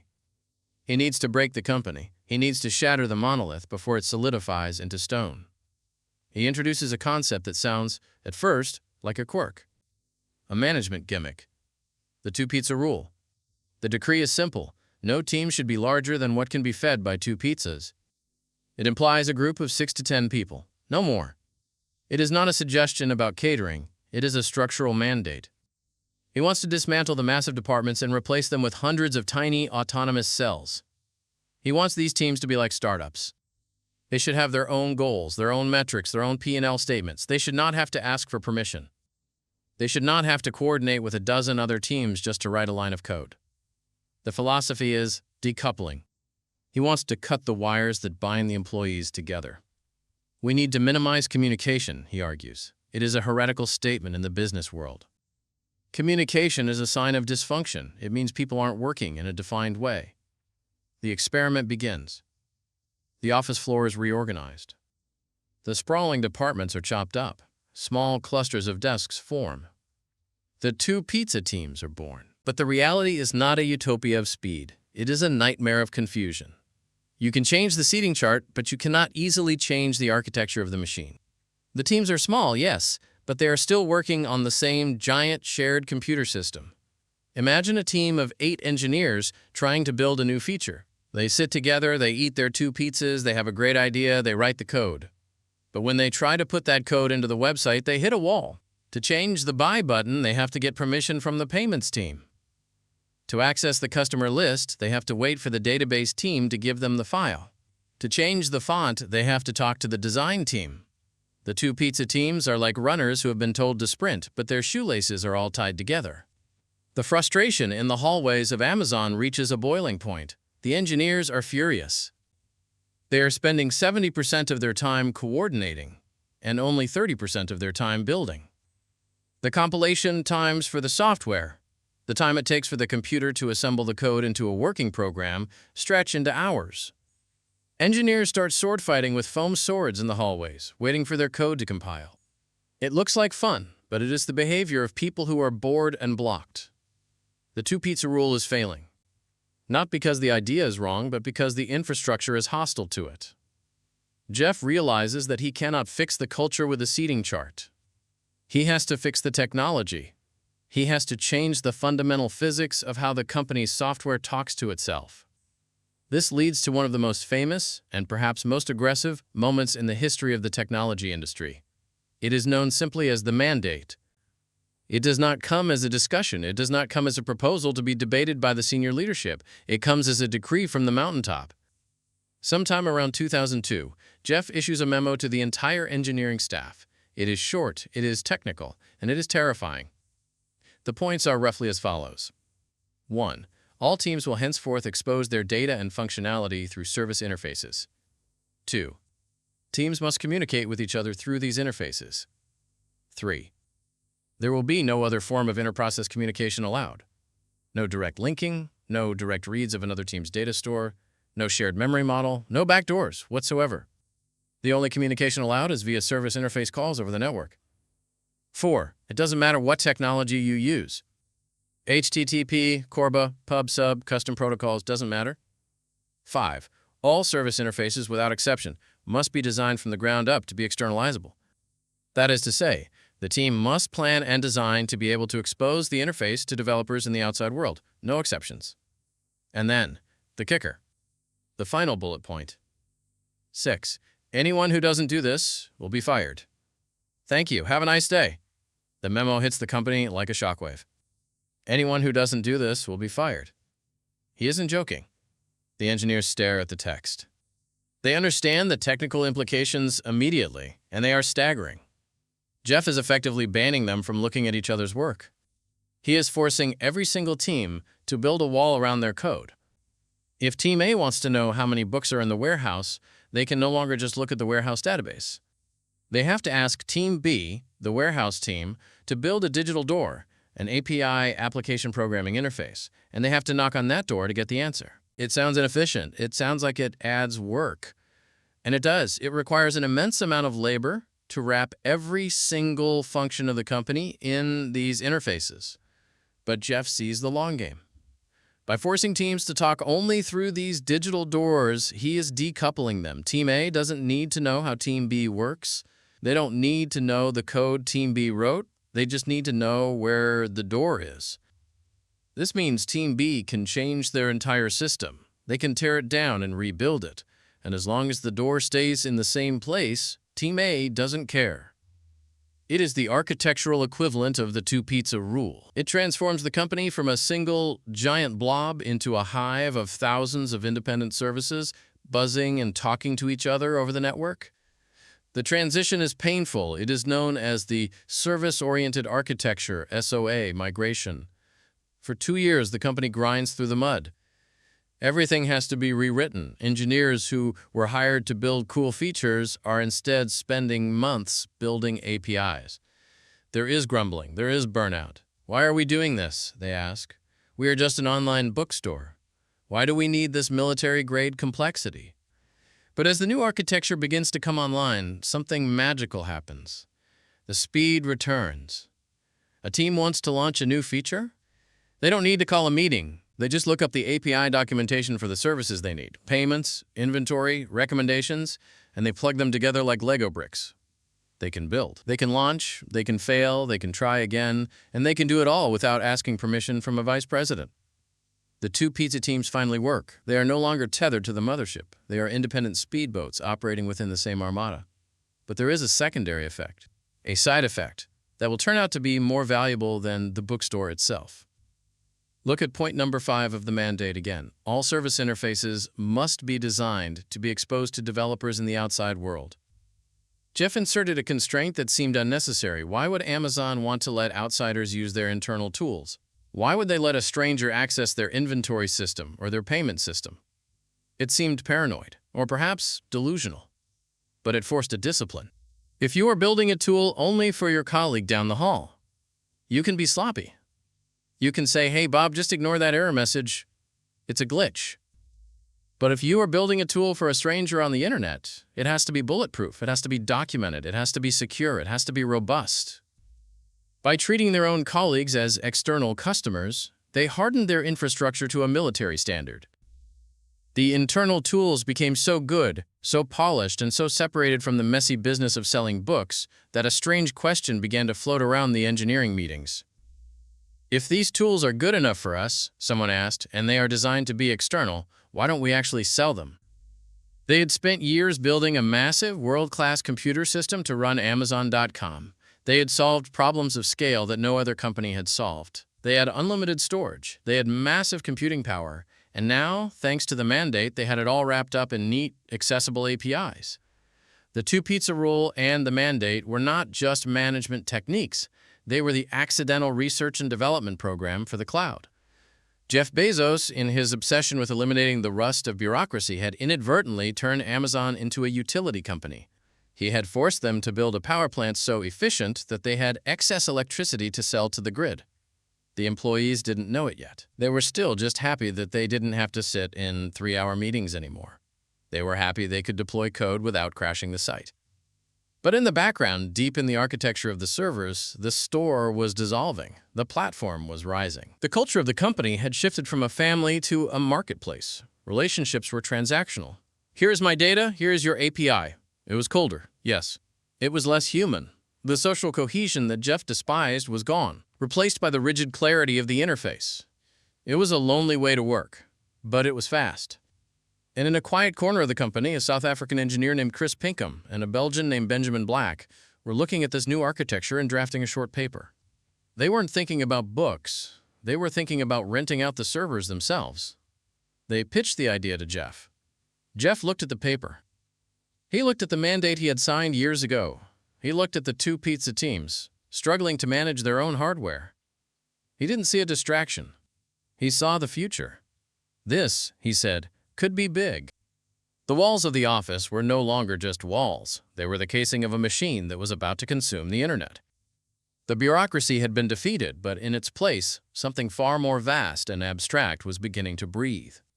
The year is 2004, and the silence in Jeff Bezos' office is different. It is not the silence of a library. It is the silence of a predator listening for footsteps in the dark.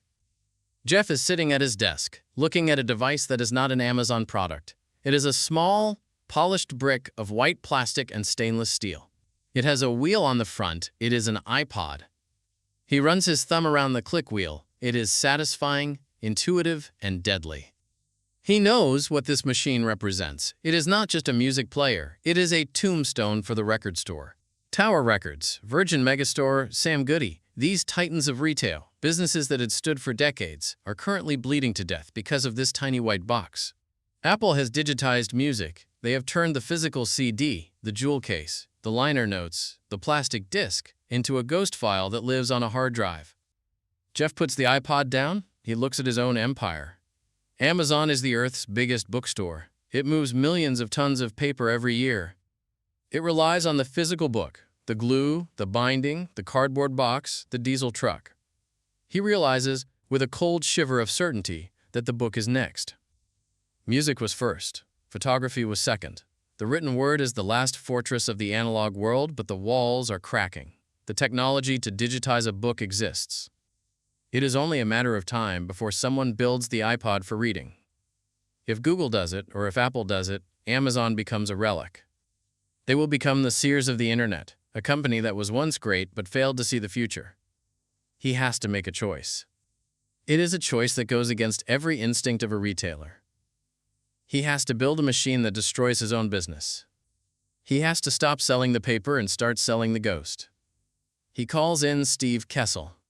Kessel is a loyal lieutenant. He runs the media business for Amazon, books, music, DVDs. It is the most profitable, most important division in the company. He is the guardian of the crown jewels. Jeff looks at him. "I want you to take a new job," he says. Kessel waits. "I want you to build a device that lets people read digital books." Kessel nods. It sounds like an extension of what he already does. "But there is a catch," Jeff says, leaning forward, his eyes locking onto Kessel's. "If you take this job, you have to proceed as if your goal is to put everyone selling physical books out of a job." He pauses to let the weight of that sink in. "I want you to kill your own business," Jeff says, "because if we don't do it, someone else will." It is the logic of the cannibal. It is better to eat your own leg than to be eaten by a wolf. Kessel accepts the mission, but he knows that he cannot build this device in Seattle. The culture of Seattle is software and logistics. They know how to optimize a database. They do not know how to mold plastic or solder a circuit board. The antibodies of the company, the people whose bonuses depend on selling physical books, will try to kill the project. They will see it as a threat. They will starve it of resources. So Kessel leaves. He travels south to the land of hardware. He goes to Silicon Valley. He rents an office in Palo Alto, in the shadow of the old Xerox Park, the birthplace of the modern computer. He incorporates a subsidiary called Lab 126. The name is a subtle riddle. The 1 is A, and the 26 is Z, from A to Z. It is a secret facility. There is no Amazon logo on the door. The windows are frosted. The employees sign non-disclosure agreements that are thick enough to be novellas. Kessel recruits Greg Zer, a hardware veteran from Palm Computing and Apple. Zer is a man who understands the tactile relationship between humans and machines. He begins to assemble a team of engineers, mechanical, electrical, firmware. These are men and women who think in microns and voltage, not in shipping costs and conversion rates. The project is codenamed Fiona. The mandate from Jeff is simple and impossible. It must not feel like a computer, he tells them. When you read a book, the book disappears. You don't think about the ink or the glue or the stitching. You fall into the story. The device must vanish. This is the paper trap. The book is a technology that has been refined for 500 years. It is perfect. It has high contrast. It works in direct sunlight. It never runs out of battery. It is flexible. It is durable. To build a machine that is better than a book is an act of hubris. The engineers look at the available screen technologies. LCD screens, the glowing rectangles used in laptops, are rejected immediately. They cause eye strain. They wash out in the sun. They require heavy batteries. It can't glow, Jeff insists. It has to look like paper. They turn to a strange niche technology called e-ink. It is a display technology developed at MIT. It does not use light. It uses millions of tiny microcapsules, each containing black and white particles suspended in a clear fluid. When you apply an electrical charge, the black particles rise to the surface, creating text. When you switch the charge, the white particles rise, erasing it. It is physical. The pixels are actually moving. It looks remarkably like paper. It is matte. It reflects ambient light. But in 2004, the technology is raw. It is slow. When you turn a page, the screen flashes black, then white, then reassembles the text. It takes a full second. It looks like a slow-motion blink. It's too slow, the engineers argue. People will hate the flash. Fix it, Jeff says, but we are using e-ink. The development of Fiona becomes a descent into hell. Hardware is hard. In software, if you make a mistake, you change a line of code and update the server. In hardware, if you make a mistake, you have to scrap 10,000 units of plastic molding. The cycle of iteration is agonizingly slow. Years pass. The project is delayed, then delayed again. The engineers at Lab 126 are working in a pressure cooker. Jeff is a relentless micromanager. He flies down to California constantly. He holds the prototypes. He complains about the buttons. He complains about the scroll wheel. He complains about the weight. He is obsessed with the feel. He wants it to be easily held in one hand. He wants the buttons to be placed so that you can turn the page without moving your thumb more than a millimeter. But the biggest battle is not the screen. It is the connection. The engineers assume the device will connect to a computer via a USB cable to download books. That is how the iPod works. You plug it in, you sync, you unplug. No, Jeff says. He envisions a different experience. He imagines a customer sitting at an airport, finishing a book, and wanting the sequel immediately. He doesn't want them to have to find a Wi-Fi hotspot. He doesn't want them to have to hunt for a cable. It has to be wireless, he says, but not Wi-Fi. Wi-Fi is a hassle. You have to find a network. You have to type in a password. He wants it to work everywhere. He wants it to use the cell phone network, 3G. But in 2006, 3G data is expensive. Phone companies charge by the megabyte. To download a book would cost dollars. We will pay for it, Jeff says. The executives look at him like he is insane. He wants to build a device that has a permanent, always-on internet connection available in every city in America. And he wants Amazon to pay the bill for the data, forever, without charging the customer a penny for the subscription. They call it WhisperNet. It is a logistical nightmare. They have to negotiate a deal with Qualcomm and Sprint. They have to build a modem into the device.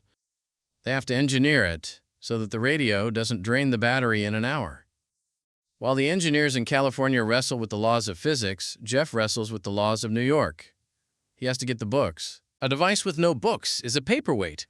He needs the catalogs of the major publishing houses: Random House, HarperCollins, Simon & Schuster. These are companies run by people who love paper. They love the smell of bookstores. They view Amazon with a mixture of dependence and terror. Jeff goes to New York. He walks into the boardrooms of the old publishers. He is the barbarian at the gate, but he is wearing a suit. He tells them the future is coming. He tells them they can either join him in building the lifeboat, or they can drown on the sinking ship of physical retail. He demands the digital rights to their bestsellers, and he demands to set the price. $9.99, he decides. The publishers are apoplectic. A hardcover book sells for $25. If Amazon sells the digital version for $9.99, they believe it will devalue the book. It will anchor the price of literature to the price of a fast food meal. "You are destroying the industry," they cry. Jeff does not blink. He knows that if the price is too high, the customers will just pirate the books, just as they pirated music when the record labels refused to lower CD prices. We have to offer a better experience than piracy, Jeff argues. Piracy is free. We have to be convenient and affordable. He pushes. He bullies. He leverages the sheer size of Amazon's physical book sales to strong-arm them into the digital age. If you don't give us the ebooks, the implication hangs in the air, maybe your physical books won't be as visible on our homepage. It is a brutal negotiation. The publishers capitulate, one by one. They sign the deals, feeling as though they are signing their own death warrants. Back in Lab 126, the device is finally ready. It is not beautiful. Compared to the sleek glass perfection of the iPhone, which has just been announced, the Amazon Kindle looks like a piece of medical equipment from the 1980s. It is white, wedge-shaped, and angular. It has a strange, split keyboard at the bottom with slanted keys. It has a massive scroll wheel on the side. The back is rubberized. It is utilitarian. It is geeky. It looks like what it is, a machine built by a bookstore, not a design studio. But when you turn it on, something magical happens. The screen flashes black, white, and then there is a page. It looks like a paperback novel. There is no glare. You can read it for hours without a headache. And then, the WhisperNet test. You search for a book, you click buy. There is no shopping cart, there is no checkout, there is no password. For a moment, nothing happens. The device sits there. Then a progress bar appears. And then the book is there. It takes 60 seconds. The book has traveled through the air, bouncing off a cell tower, routing through a server in Seattle, and landing in your hand. It feels like telepathy. Jeff holds the final production unit. He knows it is ugly. He knows the critics will mock the design. But he also knows that the paper trap has been sprung. He has successfully captured the soul of the book in a machine. November 19th, 2007. The launch event in New York City. Jeff stands on a small stage. He is nervous. This is Amazon's first hardware product. If it fails, it will be a humiliation on the scale of the Amazon.bomb era. He holds up the Kindle. He talks about the mission. He talks about the book as a sacred vessel of human knowledge. The question, he says, is can you improve upon something as highly evolved as the book, and if so, how? He demonstrates the WhisperNet. He downloads a book live on stage. The press is skeptical. They write about the clunky buttons. They write about the high price, $399. They compare it unfavorably to the shiny gadgets from Apple. But the customers see something else. They see the Library of Alexandria in their pocket. They see the ability to think of a book and be reading it 1 minute later. They see the end of heavy suitcases filled with vacation reading. The Kindle goes on sale on Amazon.com. Jeff watches the inventory numbers. He expects a slow burn. He hopes to sell a few thousand units in the first month. The stock sells out in 5.5 hours. The out-of-stock banner goes up on the site. It will stay there for 5 months. They cannot make them fast enough. In the hallways of the publishing houses in New York, the mood is grim. They see the numbers. They realize the dam has broken. The readers are leaving the paper behind. In Seattle, the mood is relief, but also a strange melancholy. Jeff walks through the warehouse, the physical warehouse where the paper books are stored. He sees the miles of shelving. He sees the millions of volumes, the dust, the cardboard. He knows that he has just signed the expiration date for this place. It will take decades, perhaps. The paper book will die a slow death. But the arrow has been fired. The Kindle is not just a product. It is a philosophy manifest in plastic. It is the triumph of the immediate over the tactile. It is the victory of the cloud over the shelf. Jeff sits in his office and opens his Kindle. He starts to read. The device is light in his hand. After a few minutes, he forgets he is holding it. The plastic casing dissolves. The buttons disappear. The screen becomes a window. He is no longer in his office. He is in the story. The cannibal has taken its first bite, and to his surprise, it doesn't taste like blood. It tastes like the future. The greatest trick Amazon ever pulled was convincing the world it was a store. For a decade, the public saw the brown boxes. They saw the smiling logo. They saw the books, the DVDs, and the toys arriving on their doorsteps. They saw the trucks rumbling down the highways. To the average person, Amazon was a retailer, a Walmart made of pixels, a merchant of physical things. But deep beneath the surface, in the windowless rooms where the servers lived, a different organism was evolving. It began with frustration. By the mid-2000s, despite the two-pizza rule and the mandate, the internal machinery of Amazon was still grinding its gears. The engineers were spending an exorbitant amount of time doing work that didn't matter. They called it undifferentiated heavy lifting. It was a phrase Jeff Bezos loved. It described the drudgery of the digital age. If you wanted to build a new website or a new tool, you first had to buy a server. Then you had to bolt it into a rack. Then you had to install the operating system. Then you had to patch the security. Then you had to configure the database. It was like wanting to bake a cake, but first having to build an oven, mill the flour, and forge the baking pan. Jeff looked at his engineers, some of the brightest minds in computer science, and saw them acting as digital janitors. They were wrestling with the muck of infrastructure instead of inventing the future. And he realized something profound. Every other company in the world was doing the same thing. Every startup, every bank, every hospital was wasting millions of dollars building their own private power plants of computing. They were all reinventing the same wheel, over and over again, in isolation. The epiphany happens in a series of quiet conversations, often involving a man named Andy Jassy. Jassy is not an engineer. He is a general manager, a man with a sharp, strategic mind who had spent 18 months as Jeff's shadow. The shadow role is a unique Amazon tradition.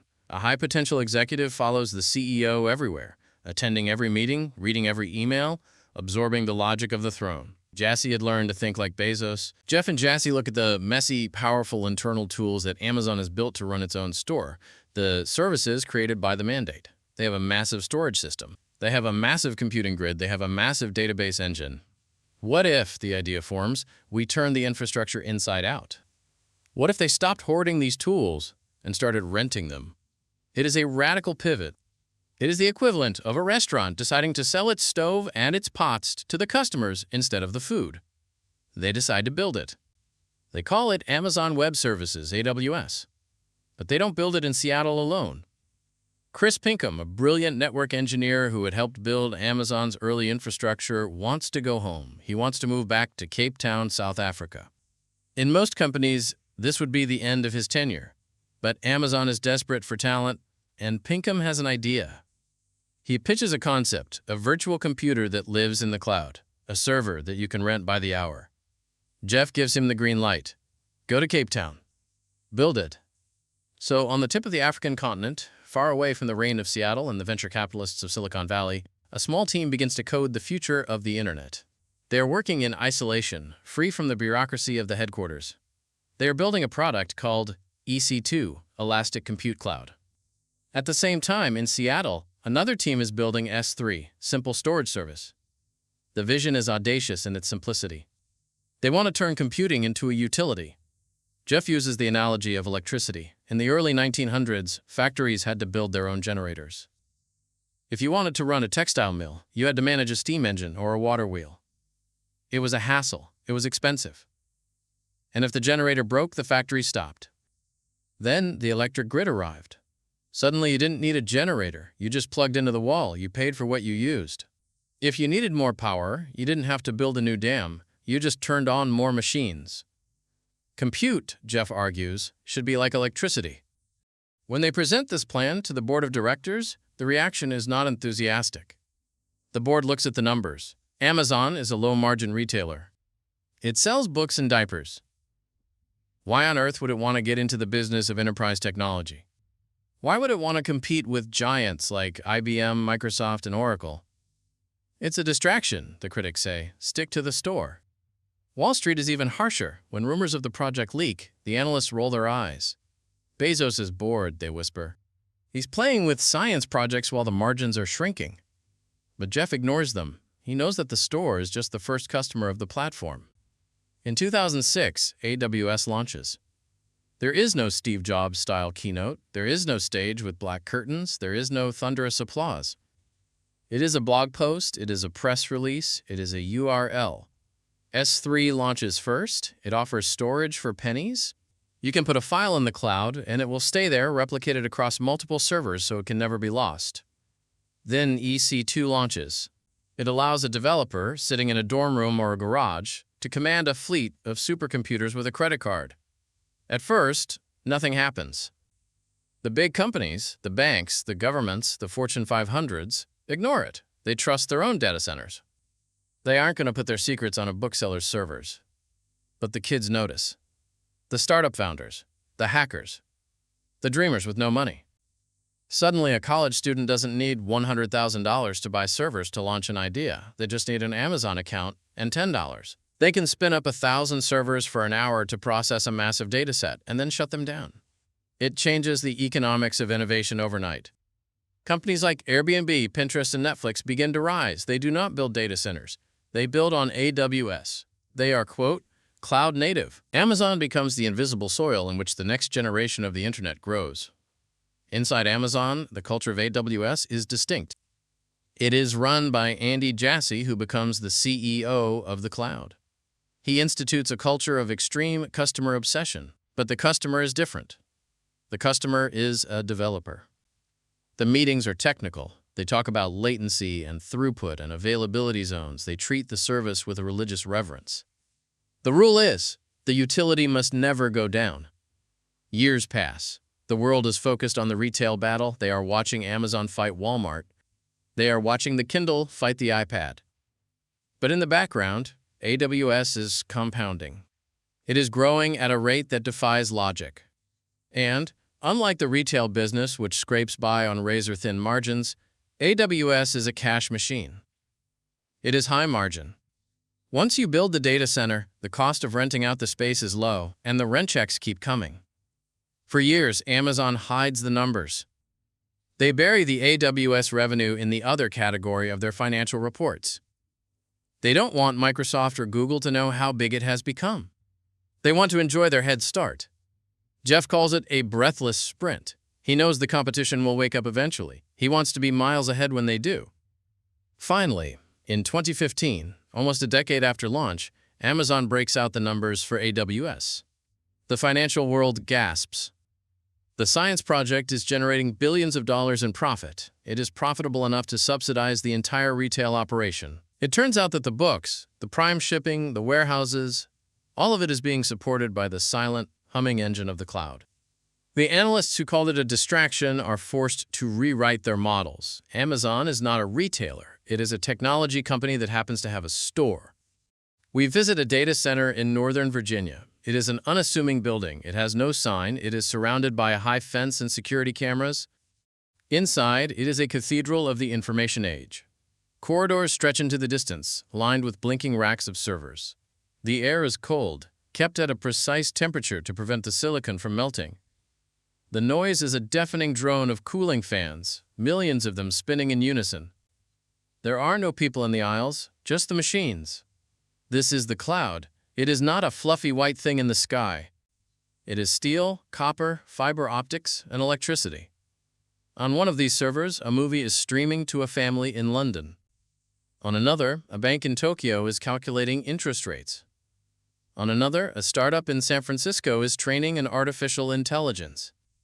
And on another, a customer is buying a pair of socks on Amazon.com.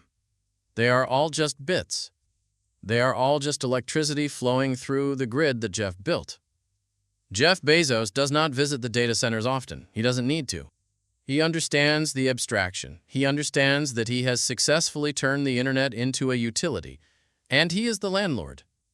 He looks at the flywheel he drew on a napkin years ago. Lower prices, more customers, more sellers, lower cost structure. He realizes that AWS is the ultimate flywheel. The more customers use it, the more servers Amazon buys. The more servers they buy, the cheaper the hardware becomes.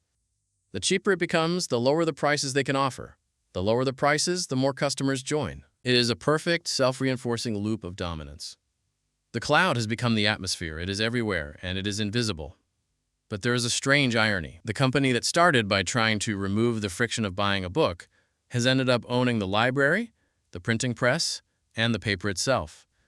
As the sun sets over the server farms in Virginia, the lights of the data center flicker in the darkness, a constellation of blinking LEDs. The world is asleep, but the machine is awake. It never sleeps. It never stops. It just hums, processing the dreams and the transactions of the human race one bit at a time.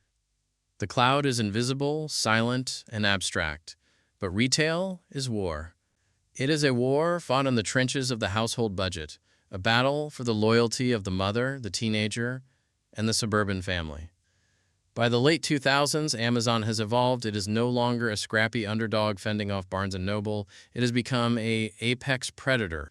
Its metabolism is fast, its hunger is insatiable, and its eyes are constantly scanning the horizon for anything that moves. Jeff Bezos sits in the tower in Seattle. He is looking at a specific demographic, moms. Moms are the holy grail of retail. They control the household spending, they buy the clothes, the food, the school supplies. They are loyal. If you win the trust of a mother when her child is born, you own that customer for the next 18 years. But Amazon has a problem. Moms don't love Amazon. They like it, they use it, but they don't love it. Amazon is efficient, but it is cold. It lacks warmth. And in the distance, two new tribes have appeared. They are small, but they are vibrant. They have something Amazon cannot build with an algorithm. They have heart. The first is in Las Vegas. It is a company called Zappos.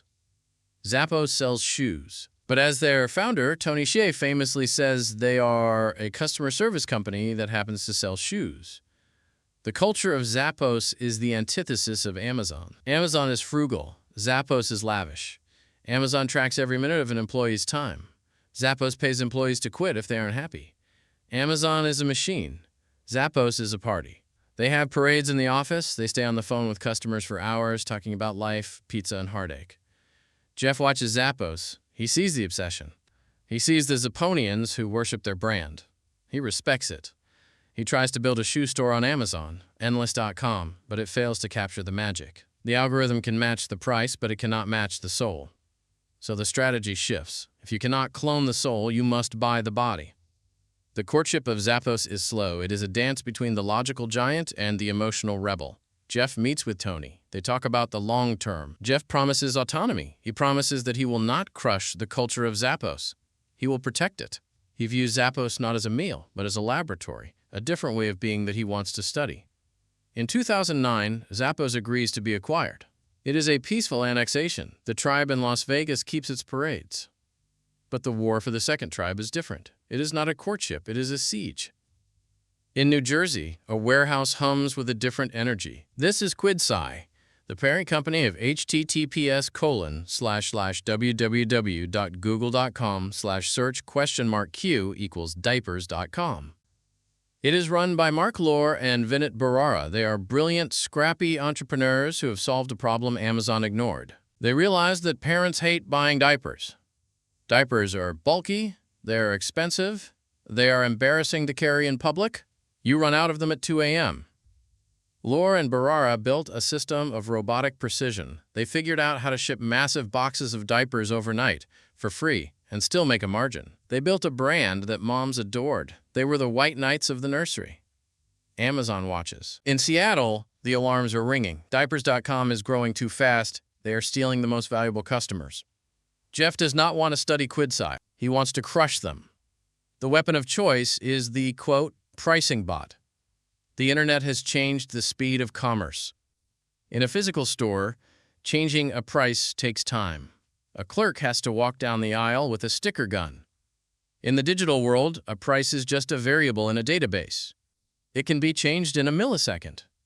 Amazon's pricing bots are crawling the web 24 hours a day. They visit diapers.com. They look at the price of Pampers. They look at the price of Huggies. And then they undercut it. If diapers.com sells a pack for $30, Amazon drops to $29.99. If diapers.com drops to $25, Amazon drops to $24. It is a game of chicken played with algorithms. Mark Lohr sits in his office in New Jersey. He watches the screens. He changes a price. Within minutes, Amazon matches it. He feels the presence of the giant. It is like fighting a ghost. But then, the ghost gets aggressive. Amazon decides to treat diapers as a, quote, loss leader. This is a brutal economic tactic. It means they are willing to lose money on every single box of diapers they sell, just to bleed the competitor. The price of diapers on Amazon begins to plummet. It drops below the cost of the goods. They are practically giving them away. Mark Lohr does the math. He knows Amazon is losing millions of dollars a month on this category. But he also knows that Amazon has a war chest of billions. Quidsci does not. Then comes the Amazon Mom program. It is a masterstroke, free shipping, massive discounts. It is a program designed with one specific target: destroy the loyalty loop of diapers.com. The pressure in the New Jersey office is suffocating. The margins are evaporating. The investors are getting nervous. They can't fight a war of attrition against an enemy with infinite ammo. Lohr tries a desperate maneuver. He goes to Walmart. He tries to sell the company to the old retail giant, hoping to find a protector. But Amazon knows. The bots are watching. On the very day that Quidsci executives are meeting with Walmart, Amazon drops the price of diapers again. And again, they slash the prices by another 30%. It is a signal.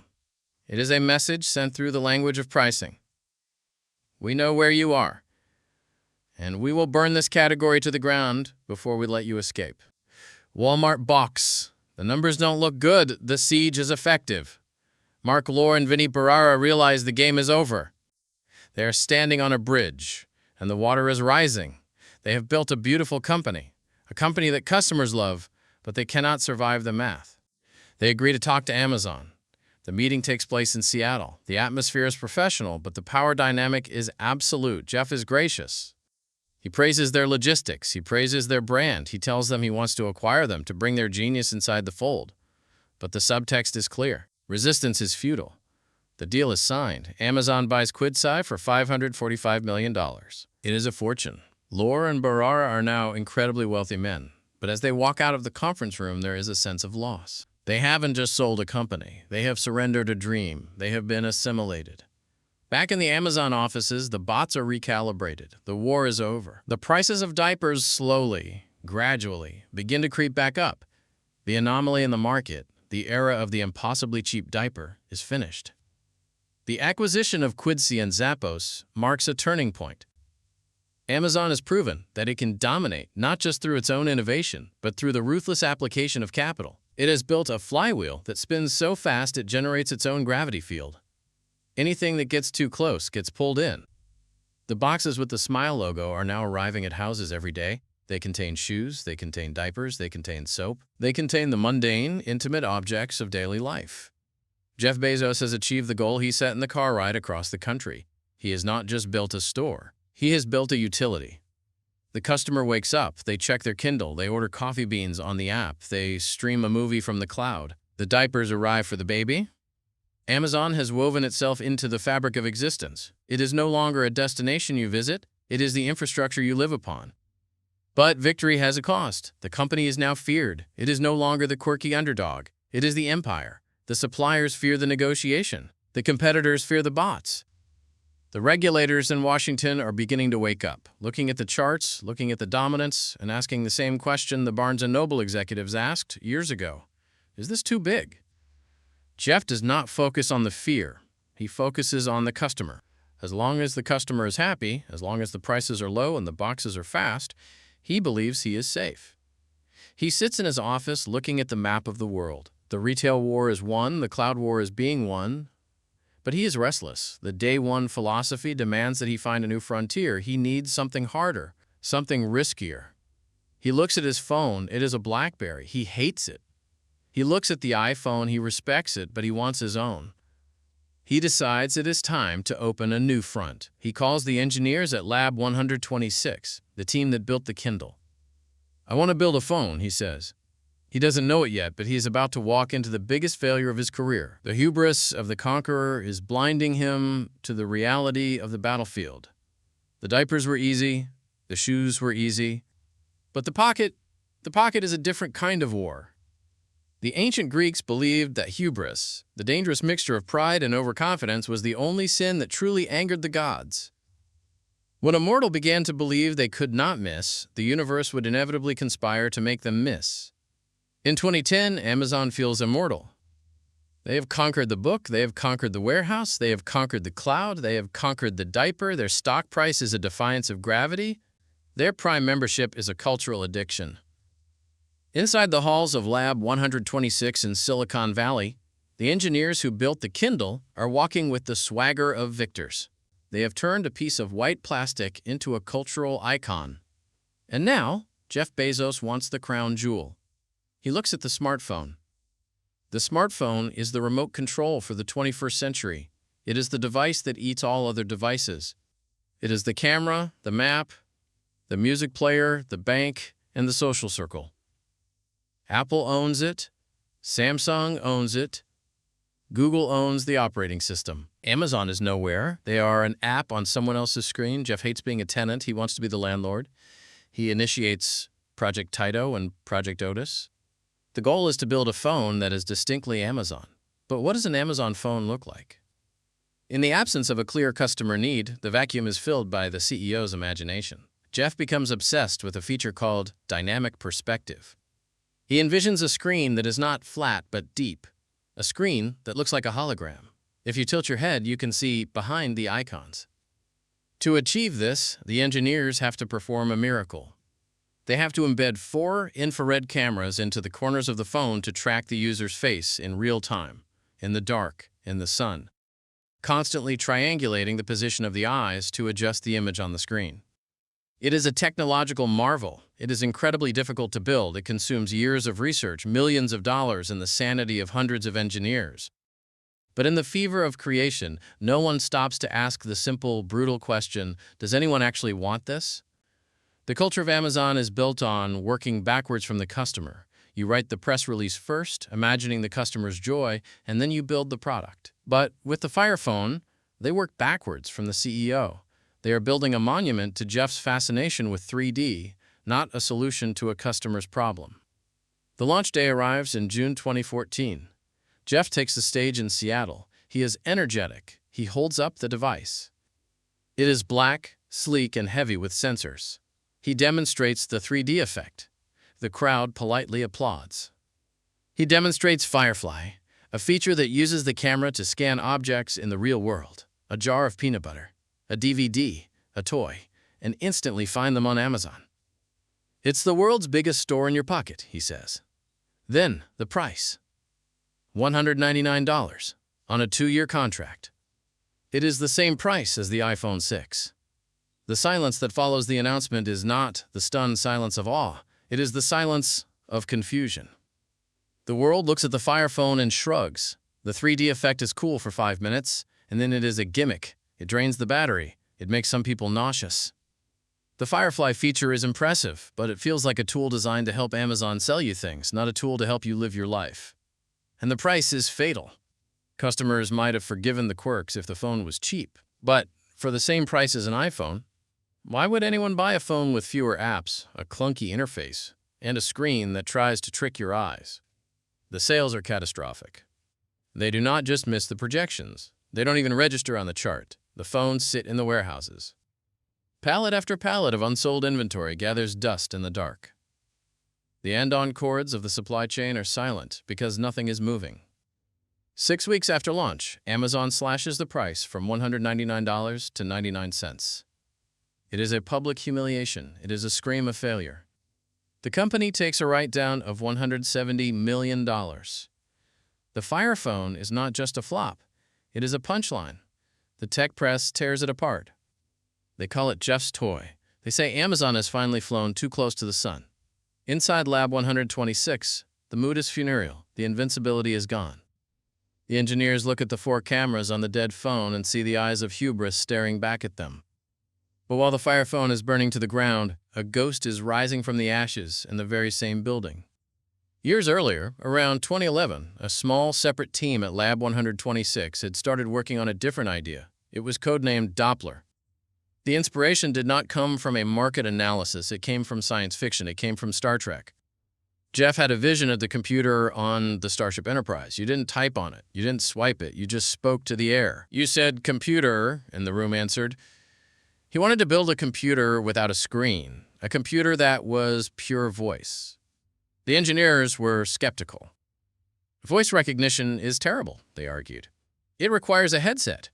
You have to speak like a robot. If you put a microphone in a kitchen with the dishwasher running and the TV on and kids screaming, it will never hear you. They called it the far-field problem. Hearing a voice across a room, separating the signal from the noise, is one of the hardest problems in acoustics. But the failure of the Fire Phone creates a strange, fertile soil for this new project. The arrogance is gone. The team is not trying to build a flashy gadget to dazzle the press. They are trying to solve a fundamental human problem: friction.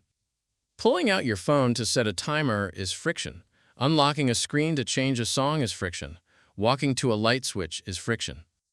They want to eliminate the interface entirely. They build a cylinder. It is black, unassuming, about the size of a can of tennis balls. It has no screen.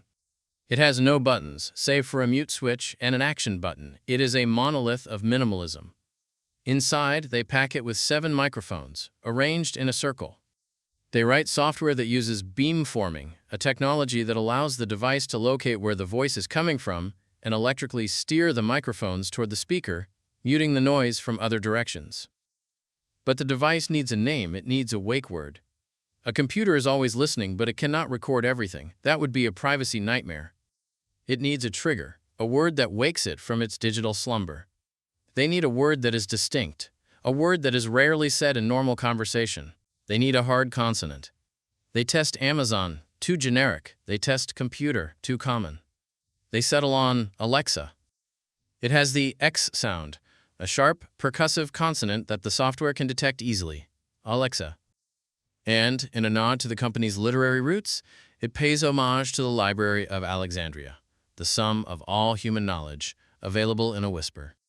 The beta testing is unlike anything they have done. They don't test it in a lab, they test it in homes, they give the cylinders to employees. At first, it is awkward.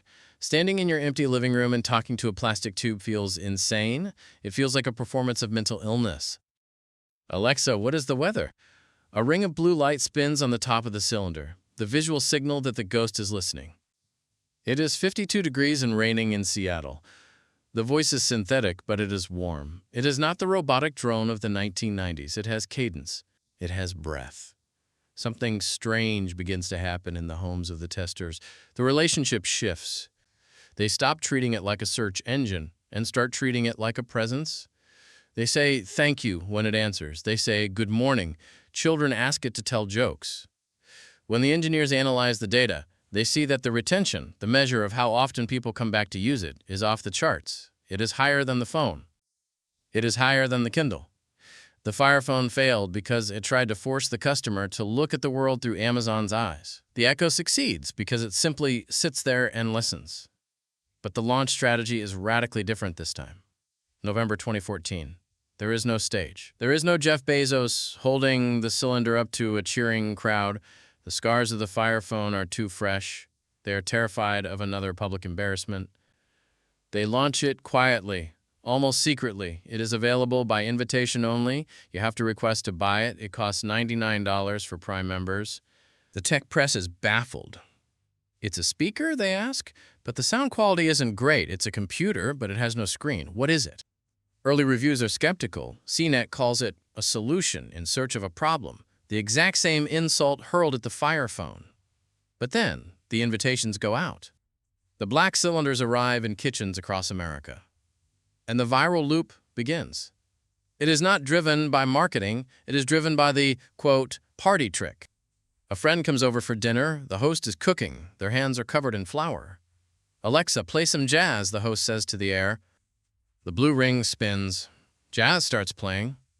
The guest freezes. What was that? Alexa, set a timer for 10 minutes. 10 minutes. Starting now, the voice replies. The guest stares at the cylinder. It feels like magic. It feels like the house is alive. I want one, the guest says. The sales explode. Not the jagged, artificial spike of a hype cycle, but the exponential curve of a true utility. Amazon realizes they have stumbled onto something massive. They have colonized the home. Google is on the phone. Apple is in the pocket. Facebook is on the screen. But Amazon is in the air. They begin to open the platform. They let other companies build skills for Alexa. Suddenly, you can ask Alexa to turn on your Philips Hue lights. You can ask her to order a Domino's pizza. You can ask her to call an Uber. The Echo becomes the hub of the smart home. Jeff Bezos watches the numbers. The failure of the Fire Phone cost the company millions of dollars and a significant amount of pride. But he realizes that without the Fire Phone, there would be no Echo. The same labs, the same supply chains, the same obsession with hardware, it all pivoted. He writes a letter to shareholders. He defends the failure. If you're going to take bold bets, they're going to be experiments, he writes. And if they're experiments, you don't know ahead of time if they're going to work. Experiments are, by their nature, prone to failure, but a few big successes compensate for dozens and dozens of things that didn't work. The Echo is the compensation. But there is a deeper shift occurring. For 20 years, Amazon was a company of clicks. Every interaction was a finger on a mouse or a screen. A click is a deliberate, conscious action you have to decide to click. Voice is different. Voice is semi-conscious. You speak before you think. It is intimate. By inviting Alexa into the bedroom, the kitchen, and the living room, the customer has allowed Amazon to cross the final threshold of privacy. The company is no longer a store you go to, it is a roommate. The cylinder sits on the counter, black and silent. It waits. It listens for the wake word. It hears the baby crying. It hears the argument about finances. It hears the television. It ignores it all, or so the privacy policy says. waiting only for its name. But the symbolism is powerful. The giant that started in a garage, ringing a bell every time a book was sold, has now become a silent spirit that lives in the center of the American family. The fire phone was a loud, flashy attempt to capture attention, and it burned out. The echo is a quiet, patient attempt to capture attention, and it caught fire. Jeff sits in his home. He speaks to the room. "Alexa, buy more paper towels." "I found Bounty paper towels in your order history. Should I order them?" "Yes." Ordered. No friction, no screen, no time to reconsider. The consumption is now seamless. The loop is closed. The river flows through the air itself. The giant has learned to listen, and in doing so, it has learned everything. Seattle is a city defined by water. It is carved by the Puget Sound, bordered by Lake Washington, and drenched in a mist that rolls off the Pacific like a cold, gray blanket. For a century, the city was defined by timber, by fishing, and by the roar of Boeing jet engines testing against the rain. It was a city of workmen, of flannel, and of a quiet, mossy resilience. But if you walk through the Denny Triangle neighborhood in 2018, the old city is gone. The sky has been colonized by cranes. They stand like steel storks on top of half-finished towers, their jibs swinging slowly in the drizzle. The sound of the neighborhood is the rhythmic pounding of pile drivers and the whine of hydraulic lifts. Amazon has not just grown in Seattle, it has consumed it. It has bought the land, poured the concrete, and erected a city within a city. There are over 40 buildings here that belong to the company. They have names like Doppler and Day One. They are glass monoliths, sleek and vertical, filled with tens of thousands of people wearing blue badges, walking fast, carrying laptops, fueling the engine of the everything store. But in the center of this canyon of corporate steel, something alien has landed. It does not look like an office. It looks like a relic from a science fiction utopia, or perhaps a terrarium built for giants. They are called the spheres. 3 intersecting bubbles of glass and steel, rising nearly 100 feet into the air. They are geometric marvels, composed of pentagonal hexacotahedrons, a shape that repeats and interlocks to form a perfect, curved skin. The glass is clear, but the light inside glows with a verdant, humid green. Jeff Bezos stands at the base of this structure. It is the physical manifestation of his philosophy. He didn't want another boardroom. He didn't want another cafeteria. He wanted a lung. The spheres are a botanical garden. Inside, the air is kept at a precise 72 degrees Fahrenheit with 60% humidity, the exact climate of a high-altitude cloud forest. It is an environment designed not for computers, but for plants. And for people. To build it, they had to scour the globe. They sent horticulturalists to Ecuador, to Southeast Asia, to the remote corners of the world to find flora that could survive indoors but still feel wild.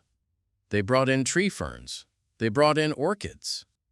They brought in a 55-foot-tall Ficus rubiginosa tree named Ruby, which had to be lowered through the roof by a crane before the final glass panels were sealed. It is an act of extravagant, deliberate creation. It is a statement that says, we can build our own weather. We can build our own nature. Jeff walks inside. The noise of the city, the buses, the traffic, the sirens, vanishes instantly, replaced by the sound of running water. There is a living wall, 4 stories high, covered in moss and vines. There is the smell of wet earth and oxygen. This place is designed to solve a specific problem. It is the problem of the machine. Amazon has become a machine of terrifying efficiency. The warehouses are governed by algorithms. The code is governed by the mandate. The meetings are governed by data.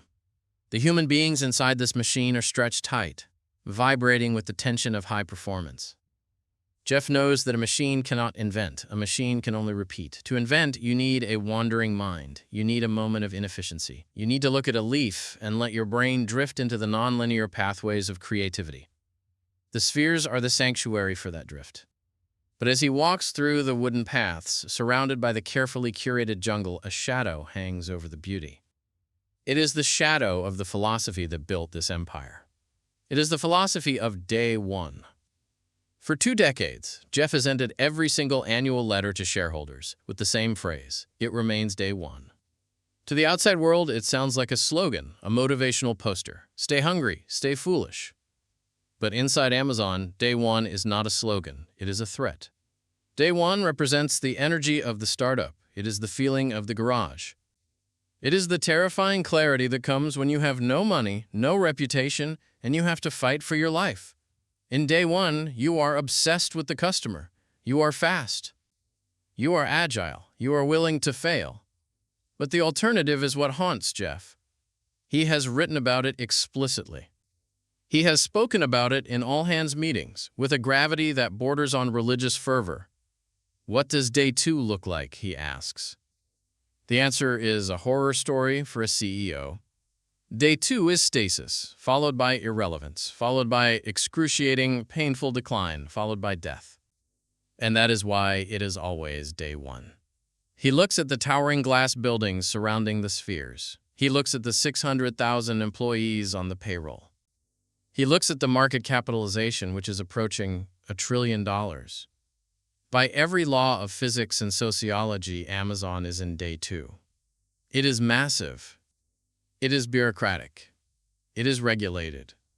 It has layers of middle management. It has policies for its policies. It is the establishment. The fight to keep it Day One is a fight against gravity. It requires a constant, exhausting injection of energy. It requires a culture that refuses to settle.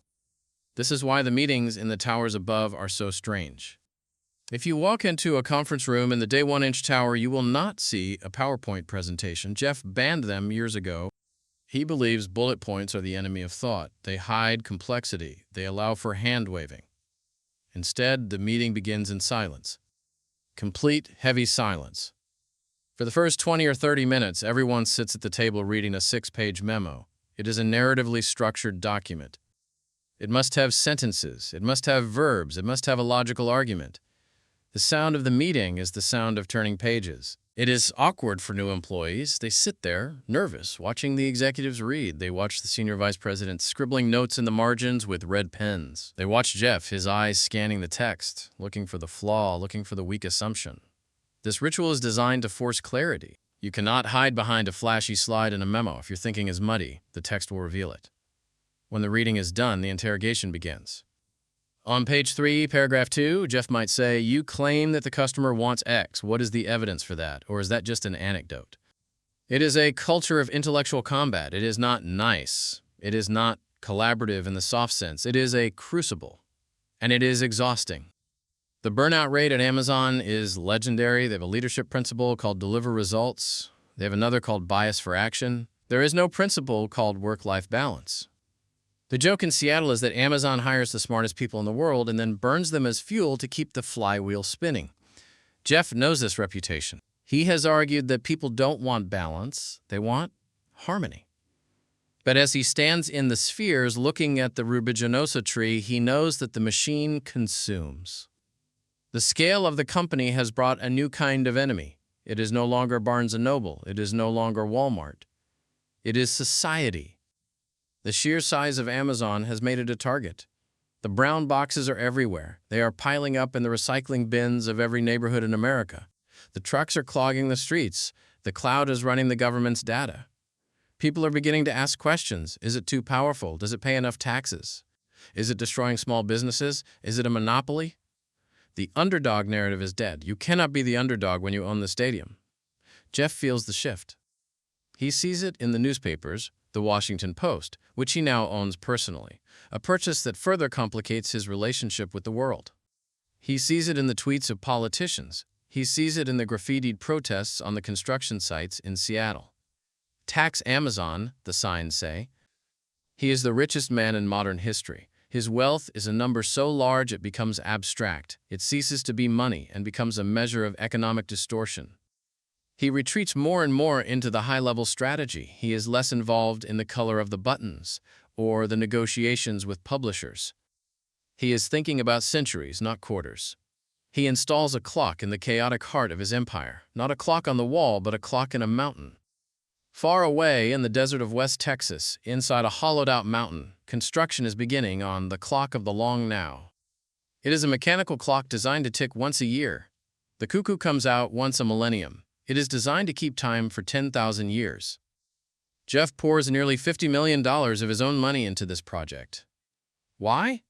It is a message to himself and to the company. It is a reminder that day one is not just about speed. It is about the horizon. It is about thinking on a scale that transcends the human lifespan. But back in the spheres, the timeline is shorter. He looks at his reflection in the glass. He is older now. The hair is entirely gone. The face is weathered by 2 decades of war. His body has changed. He has trained, bulked up, transforming from the skinny bookseller into a physically imposing figure. He looks like a man preparing for a different kind of mission. He realizes that he has built a self-sustaining engine. The retail business is run by Jeff Wilk. The cloud business is run by Andy Jassy. They are brilliant, capable lieutenants. They have absorbed the DNA, they know the 6-page memos, they know the leadership principles. The company can run without him. This is a terrifying thought for a founder. The garage is truly gone, the child has grown up, and it is a giant. It doesn't need its father to tie its shoes anymore, it doesn't need him to ring the bell. The spheres are beautiful, but they are a cage. They are a controlled environment on Earth, a simulation of nature. Jeff's eyes drift upward, past the glass panels, past the gray Seattle clouds. He is thinking about a different environment. He is thinking about the vacuum. Since he was a child, 5 years old, watching the moon landing on a grainy black and white television, he has dreamed of space. Not as a tourist destination, but as a destiny. He started a rocket company, Blue Origin, quietly, years ago. For a long time, it was a hobby, a side project. But now, as Amazon reaches the peak of its power on Earth, the pull of the stars is becoming irresistible. He realizes that day one for Amazon is becoming day two. No matter how hard he fights, the entropy is setting in. The battles are becoming political, not creative. It is about antitrust and regulation and labor unions. But in space is still day one. Space is still the empty garage. Space is dangerous, expensive, and unwritten. He stands in the center of the artificial jungle, the humidity clinging to his suit. He touches the leaf of a fern that was flown in from a continent thousands of miles away. He has terraformed Seattle. He has terraformed commerce. But he knows that the next chapter is not about selling more things to more people. It is not about a faster delivery truck or a smarter speaker. The next chapter is about leaving the store behind. He turns and walks out of the spheres. The automatic doors slide open with a hiss, and the cold, dry air of the city rushes in to meet him. The noise of the construction cranes returns, a hammer beat of progress. He walks toward the day 1-inch tower, but his mind is already miles above it. He is preparing to fire himself. He is preparing to hand over the keys to the kingdom he built so he can go back to the drawing board, back to the risk, back to the beginning. The empire is complete. The emperor is bored. On February 2nd, 2021, a Tuesday, the world is still in the grip of the pandemic. The streets of major cities are quiet. The office towers are empty. But the internet is burning hot. It is the lifeline of the human species. People are living, working, and eating through the digital umbilical cords of Zoom, Netflix, and, most crucially, Amazon. The company has never been more essential. It has hired 500,000 people in a single year just to keep up with the desperate demand for masks, sanitizer, and groceries. The stock price is stratospheric. The machine is running at maximum velocity. And in the middle of this roar of activity, a short email lands in the inboxes of the employees. The subject line is innocuous, but the content is an earthquake. Jeff Bezos announces that he is stepping down. It is a shock. Founders of empires usually do not leave until they are carried out. They hold on to the throne with a death grip, unable to separate their own identity from the corporate body. Bill Gates faded away slowly. Steve Jobs stayed until his body could no longer sustain the effort. But Jeff is leaving at the peak. He is 57 years old. He is healthy. He is the richest man on earth. And he is quitting the job he invented in the garage. He writes that he is transitioning to executive chair. He writes that he will focus on new products and early initiatives. He writes about the Day One Fund, the Bezos Earth Fund, and the Washington Post. But the employees read between the lines. They know where he is really going. He is going to the desert. The man taking the wheel is Andy Jassy. The countdown begins. 10, 9, 8. The engines ignite. A column of fire, clean and invisible hydrogen flame, blasts into the concrete trench. Liftoff. The sensation is not speed. It is pressure. A giant hand presses down on his chest. The roar is deafening, a physical vibration that rattles the teeth. The ground falls away instantly. The ranch becomes a square. Texas becomes a map. The horizon begins to bend. They punch through the atmosphere. The sky turns from blue to indigo to a terrifying deep black. And then the engine cuts off. Silence. The seatbelt sign turns off. They unbuckle. They float. Jeff drifts to the window. He looks down. He sees the earth. It is a marble. It is blue and white and impossibly fragile. He sees the thin line of the atmosphere, the onion skin that protects all of life from the vacuum. He is struck by the overview effect, the cognitive shift that astronauts report.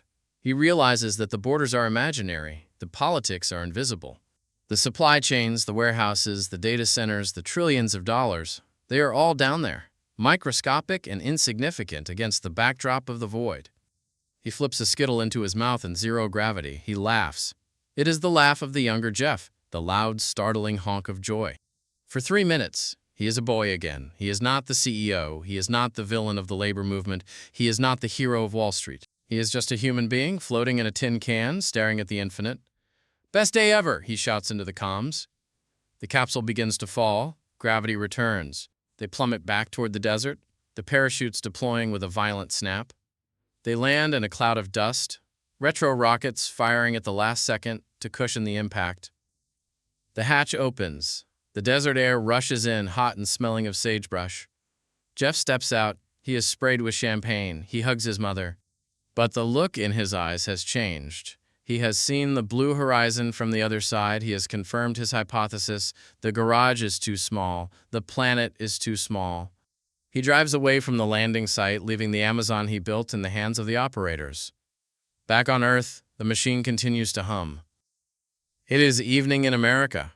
In a suburb in Ohio, a porch light flicks on. A blue van pulls up to the curb. It is electric. It makes no sound. A driver in a uniform steps out. He carries a brown box with a smile on the side. He walks up the driveway. He scans the package. Beep. He places it on the mat. He takes a photo. Inside the house, a phone buzzes. Your package has been delivered. The homeowner opens the door. They pick up the box. It is light. Maybe it contains a book. Maybe it contains a watch. Maybe it contains medicine. They bring it inside. They place it on the kitchen counter, next to the black cylinder that is listening to the room. "Alexa, play some music," they say. The music starts. The homeowner opens the box with a key, slicing through the tape. They take out the object. They smile. The dopamine hit is small, but it is reliable. They do not think about the warehouse in Kansas. They do not think about the server farm in Virginia. They do not think about the pricing bots, the API mandates, or the chaotic nights of packing on hands and knees. They certainly do not think about the man in the cowboy hat in Texas. The friction is gone. The world has been smoothed out. The river is flowing so quietly that they have forgotten it is a river at all. It feels like magic. But somewhere in the deep, silent logic of the cloud, a counter ticks up by one. A line of code executes. A replacement order is triggered. A truck engine starts. The bell in the garage has stopped ringing, but the echo has become the heartbeat of the world. The story of the store is over. The story of the system has just begun.